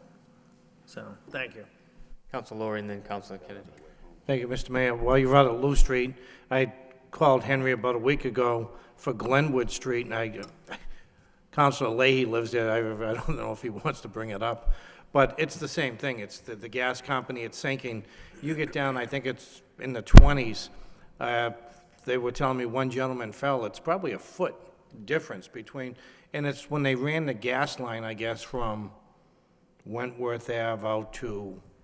Is that a recent cut that they made? No, it's really bad. Okay. It's been there, and it's not something, and I explained, we inspect the streets now. One time they didn't. But when you get down near the corner of Wentworth and Glenwood, it's atrocious. And, but it's an old one, so. Councilor Kennedy. Yeah, just to carry on a little bit further on the same issue, I think what Council Lane and Council Laurie, what they bring up is right. But, you know, when they cut up the road to put in the pipes or whatever, and then they fill it up, I'm sure it's all even and it looks good on that day, and everybody probably comes by and signs off on it and looks fine. But after a few months, when it settles, then it's depressed, and nobody comes back to take care of it then. But it ends up being, and you know, we're doing it in a lot of different places, so the same problem is occurring over and over. So maybe what we need to do is have the DPW take a look at having a delayed sign off where they wait a little while and then you know, have the utility company come back and take care of where it's depressed. But that happens all over the place, and it's, go ahead. Well, I was going to say, generally, when you do cuts in the roads, you really should wait. Obviously, it depends sort of what time of the year. If it's done early enough, you can, in the year, you can generally put a final patch on it in the late fall before the plants close. But if it's something that's done really midsummer on, you really should let that settle. That should be the standard. And then go back the following year and make those improvements. That is the case in many of the roads that you reference in Chelmsford, is they let them settle, both for the public work and the utility work. But we'll follow up and see what's happening with that. Why don't we do that then? We should do that. Okay. Very good. I agree. Any further discussion on this motion? All those in favor, signify by saying aye. Opposed, so voted. Next motion by Councilor Elliott, request the city manager have police chief address out-of-state registered vehicles and provide report on number of citations issued for illegal registered cars. Seconded by Councilor Kennedy. Councilor Elliott. Thank you. The motion essentially speaks for itself, Mr. Manager. I know that city councils, we've received emails on this, but I've also have received in the past, and I've actually spoken to the police department. It actually was probably a couple of years ago now on illegally registered vehicles. I actually gave them locations because those complaints came to me. So I'm just curious to see how many citations we have written, or if we have, you know, prosecuted any cases for, because there are.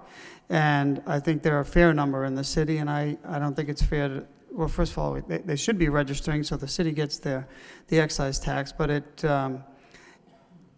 just sets the wrong tone where someone's getting away with registering out of state because of insurance purposes, and those of us that are abiding by the law are not. So that's the motion. Mr. Manager. A simple response, Councilor. I will get you that. We'll get that report for the council. I do know, in fact, that they do. I know this in two ways. One, I asked recently, this came up, and I asked the then Superintendent LaValle to get me the numbers. I just can't remember what they are, but they were a good number that we were doing. And then I also know from getting complaints about people who have unregistered, have vehicles registered out of state for a reason, and we don't buy their reasons, but they complain that they shouldn't be cited for that, and obviously we stick to our guns that they should be. So okay, I know that's good to know. I mean, if people know they can't get away with it, and that, you know, the police department are, you know, watching and vigilant on it, then I think the problem goes away, similar to the, you know, building inspection issues. So thank you, appreciate it. Any further discussion on this motion? All those in favor, signify by saying aye. Opposed, so voted. This motion by Councilor Elliott, request the city manager address parking, trash, and noise issues at Heritage State Park. Seconded by Councilor Laurie. Councilor Elliott. Thank you, Mr. Mayor. I filed this motion because I have received complaints, not just one, but several. The river and Heritage Park it really is a wonderful place, and it's used a lot. However, I think we just need to keep in mind that people live in those neighborhoods, that they live in that neighborhood that are adjacent to the river. And I received an email from one resident who lives very close by, and it was a couple of weeks ago. I believe there was some activity. It was a Sunday morning, and the music was blaring at 4:30 in the morning, and it went till very late at night. I think it's a great place for festivals. I think it's a great place for entertainment, but I think we just have to be mindful that if you're going to use that facility, and I know it's Department of Environmental Management, but the people in the neighborhood, they tolerate a lot. Now, conversely, a couple of weeks before, there was a triathlon. They had speakers, but it wasn't blaring, and it was low, and it wasn't bothersome. So I don't know how to address this, Mr. Manager, but I did tell the people that I spoke with that I would bring it forward and see if we can get a handle on it. One of the festivals is trash, and we've had this problem in the past, and the organizations have to pay. Typically, I think they have to put a bond, or when they get the permit, they have to put X amount of dollars down in the event that they don't clean up or take care of the place. So if we could just be a little bit more vigilant on that, I'm sure the neighbors in that area would appreciate it. They don't complain about a lot, but when it gets to be too much and things are a little bit out of control, they do call. So, thank you. Any further discussion on this motion? All those in favor, signify by saying aye. Opposed, so voted. Next motion by Councilor Noon, request the city manager provide an update regarding the Butler School project and the status of the developer. Seconded by Councilor Mendonça. Councilor Noon. Thank you, Mayor. I know that the last time we got an update from the managers, that is, the developer was charged, and recently he pled guilty to it. I'm just worried with the project, and just wondering if the project is going to be on schedule and on top of, that someone step in and to get this going, or on top of this issue. So I'd like to report on that. That's all I wanted. Councilor Elliott. I think this is a good motion. If there's no objection from the maker of the motion, I guess my concern, I expressed it the last time, is doing a background check on people that buy city property. And in this case, I guess the concern is if this person does go to jail, and the manager did say we already got our money from it, but what happens if, he goes to jail and the assets are confiscated by the government or frozen, and then we have this project just sit there without any ability to, take it back or re-advertise or whatever case may be. So I think it would be prudent to look into the background, to do a background check, maybe have the police department run a quick background check before, just as a precautionary measure, so, we won't get ourselves in a bind. So if there's no objection to it, I think that might make some sense as well. I mean, if we can do that, I refer to, I just wanted to get opinion from the law department, our city solicitor. If you can do that, then that's fine, but I'm not sure. Madam Solicitor. Sure. In short, it would be very doubtful that we would be able to do that. You would need, first of all, permission from the individual to run a background check on them. We couldn't just begin running background checks on people. Typically, as far as the concern that was raised with respect to the property and the status, if some scenario occurred, such as you had laid out, typically there would be a revision provision in a lot of these sales. And in the event that there isn't one, we can certainly look to ensure that always is included if we, to protect us in the event that we run into something like this. But with respect to the whole issue of background checks, we'll prepare a report on that if the council would like, but it certainly raises issues. It also potentially could really chill the application process when we're seeking developers, keeping in mind there may be, having gone through this in other areas, typically, if you're going through someone's quarry records, there are standards as to what can be considered and what legally can't be considered, usually as it applies to, say, a civil service position or some other reasonable measure that is set forth by statute. In this case, I'm not aware of any statutory provision that either authorizes it or would provide that type of guidance as to what you can consider and not. And these are records that are highly sensitive, highly personal, and highly privileged. So again, you would need to have permission from individual bidders, and it may have the effect of chilling competition, because there may be other things that we wouldn't consider or wouldn't be of interest to us, but nevertheless somebody might not want a public entity to have and expose in that way. So if the council wants, we certainly could look at the issue, but I think it would be problematic and highly doubtful that we'd ever be able to do something like that. Councilor New. So would it be all right then to have the city solicitor look at the issue, and if there's something we can do, then do it. But if we can, because of the impact it would have on the city, then I would say we shouldn't. But if there's no impact on the city, then we should. So I think a report from the city solicitor certainly help us understand the impact, if any, on the city. Yeah, no, that's fine. Councilor. Mr. Mayor, I don't have, no, that's fine. I don't have any objection. I just think that as a precautionary measure, I don't know if we need to look into their, I guess my point is, I just want to make sure that there are no pending legal issues that could affect the progress of a project. And I'm sure we could make that a condition of, and I think we see it on applications all the time.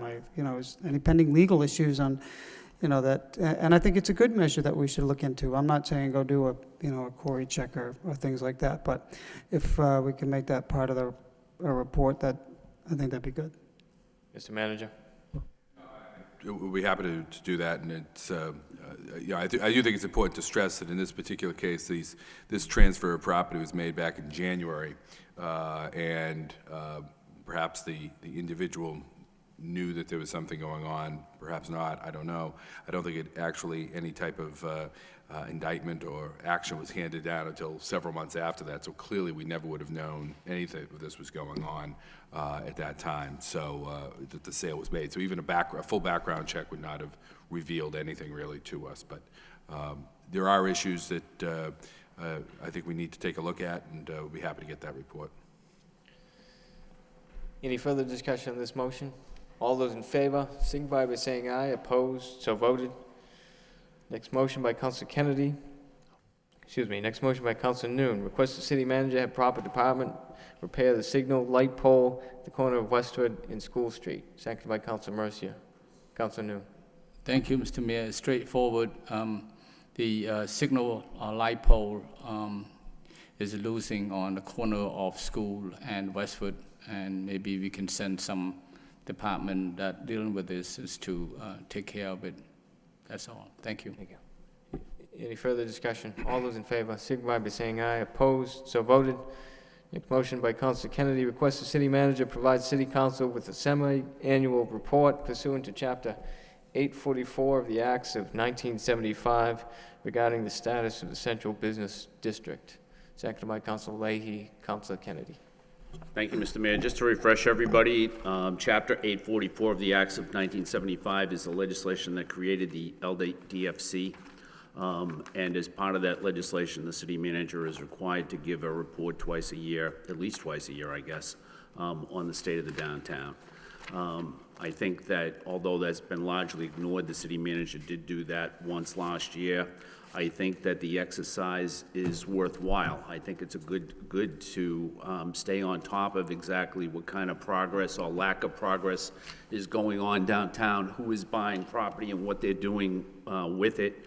And maybe as part of the report, it would be good to get a summary of what the LDFC and the Lowell plan have done over the past year, because we don't have a lot of communication with them, and so it would be good to know exactly what they're doing to foster economic progress in the downtown area. Any further discussion on this motion? Council Leahy. So this report would give us a status of all building construction downtown too?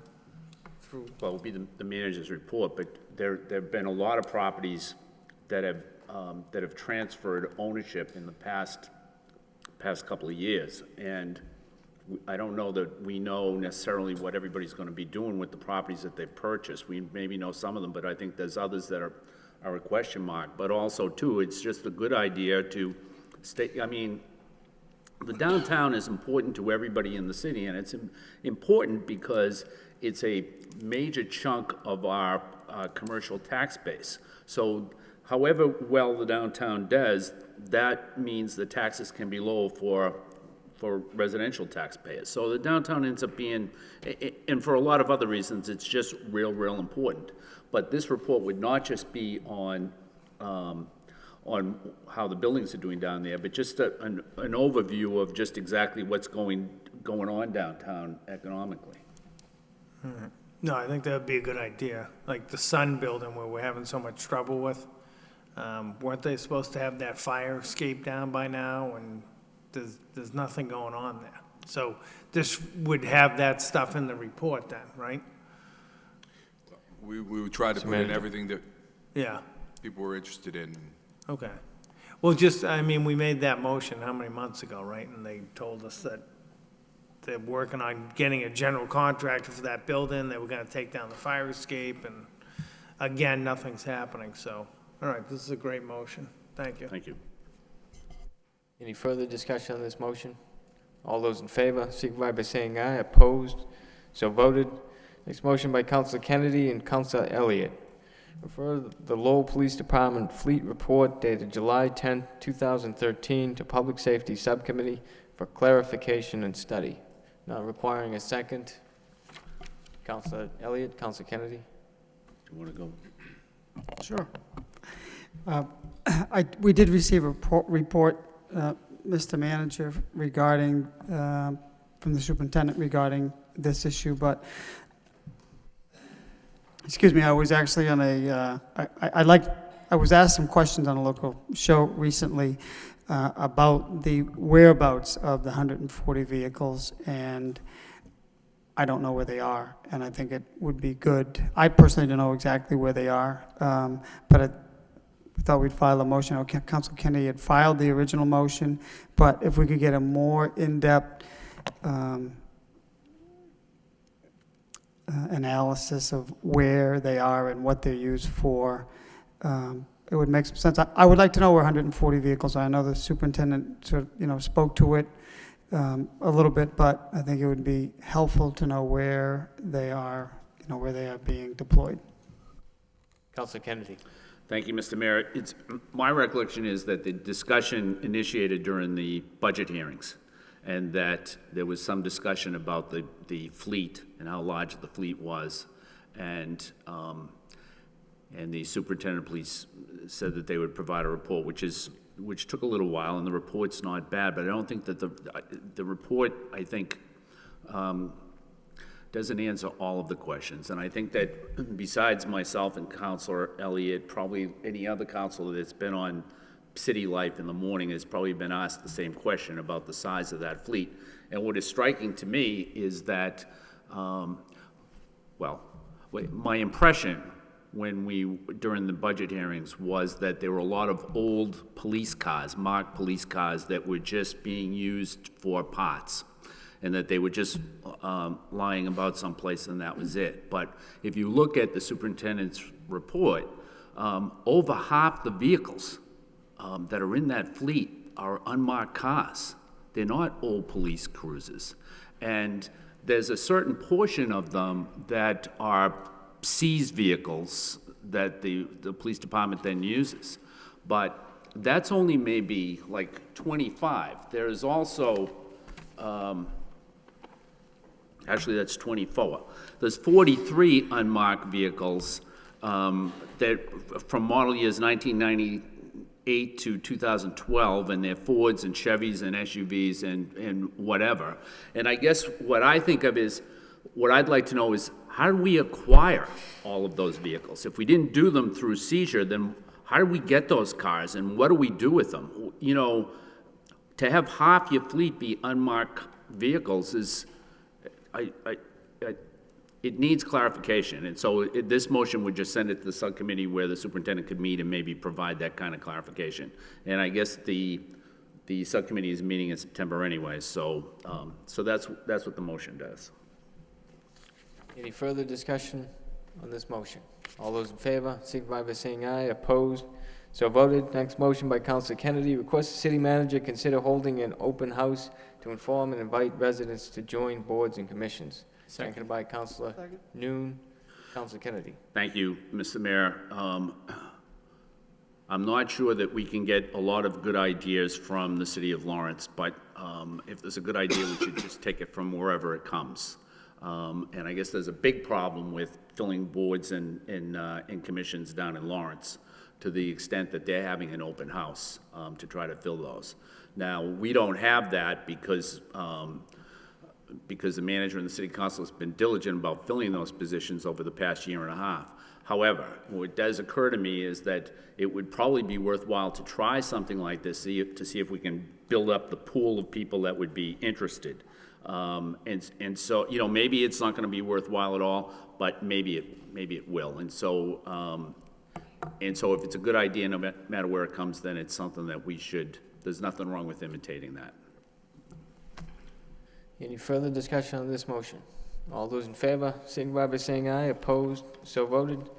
Next motion by Councilor Kennedy. Request the city council recommend to NEMCOG to move forward with alternative 2, 4, and 6, and eliminate alternative 5 from consideration regarding the Rourke Bridge project. Second. Seconded by Councilor Mercia. Councilor Kennedy. Thank you, Mr. Mayor. I've discussed this with Councilor Laurie, who is the city council's representative to NEMCOG, and what was left after all of the hearings were 4 different options. And the city council probably will recall that several weeks ago we asked that the Division of Planning and Development look at whether or not there would be any negative economic impact on any of the 4 bridge alignments. And their report back seems to indicate that alternative 5 would not be the best alignment for the city or for our future economic development. It could hinder economic development at some point in the future. And so because NEMCOG is looking for the city to provide some direction going forward, I put this motion in asking that we support 2, 4, and 6, at least for now.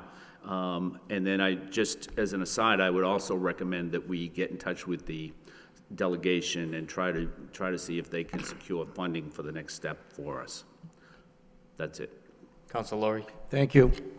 And I appreciate Councilor Kennedy's remarks. We had this subcommittee hearing several weeks ago, and I had tried to time the meeting with really the final segment of the study group before they came in with their final plan.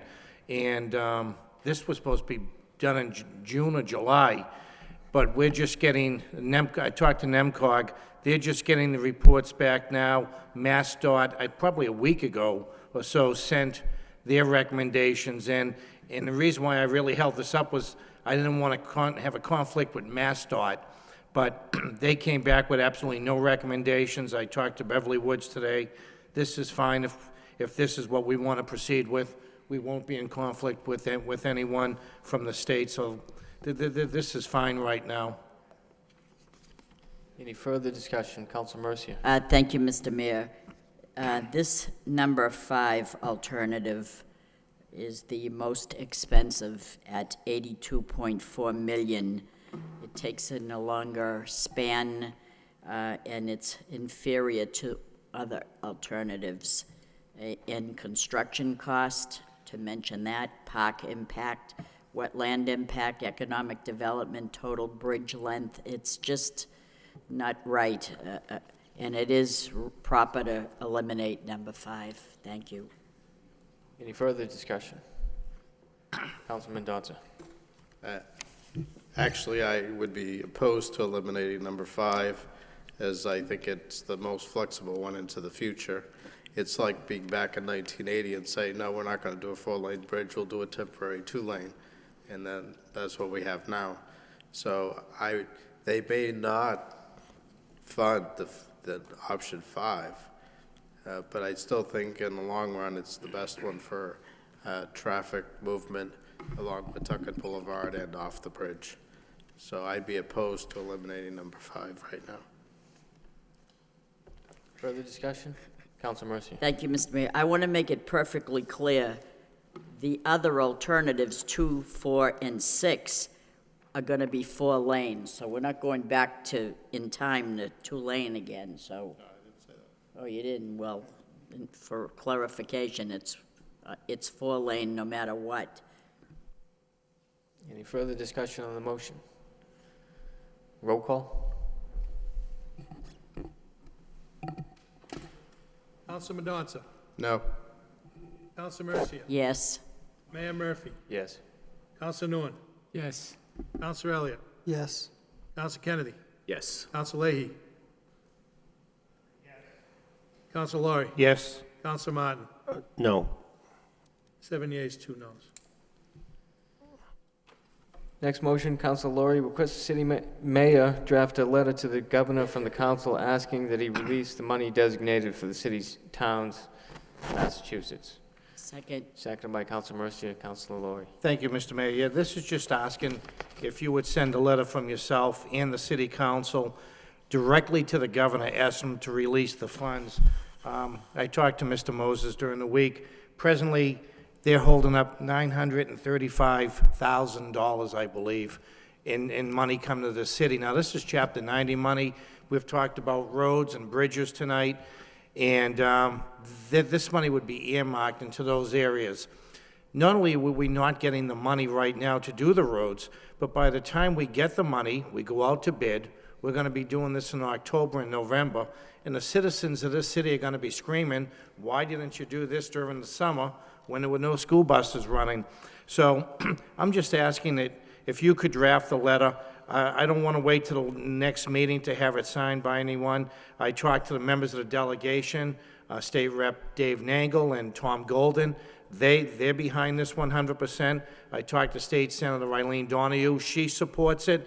In fact, the state senator is going to be calling the governor's office for a follow-up from this letter asking that monies be released. So we have the delegation behind us, and if we could just send that out ASAP. I'll mention it to him tomorrow. Who's that? The governor. All those in Oh, favor? okay. Signify by saying aye. Opposed? So He's voted. here tomorrow, hand deliver it. Being after 10 o'clock would require motion to waive Rule 5. Motion to suspend the rules to go 10 o'clock, but then you have a roll call to do that, right? Motion to suspend the rules by Councilor Mercia, seconded by Councilor Noon. Roll call, please. Councilman Donza. Yes. Council Mercia. Yes. Mayor Murphy. No. Council Nguyen. Yes. Council Elliott. No. Motion to adjourn by Councilman Donza, seconded by Councilor Martin. All those in favor, signify by saying aye. Opposed? So voted.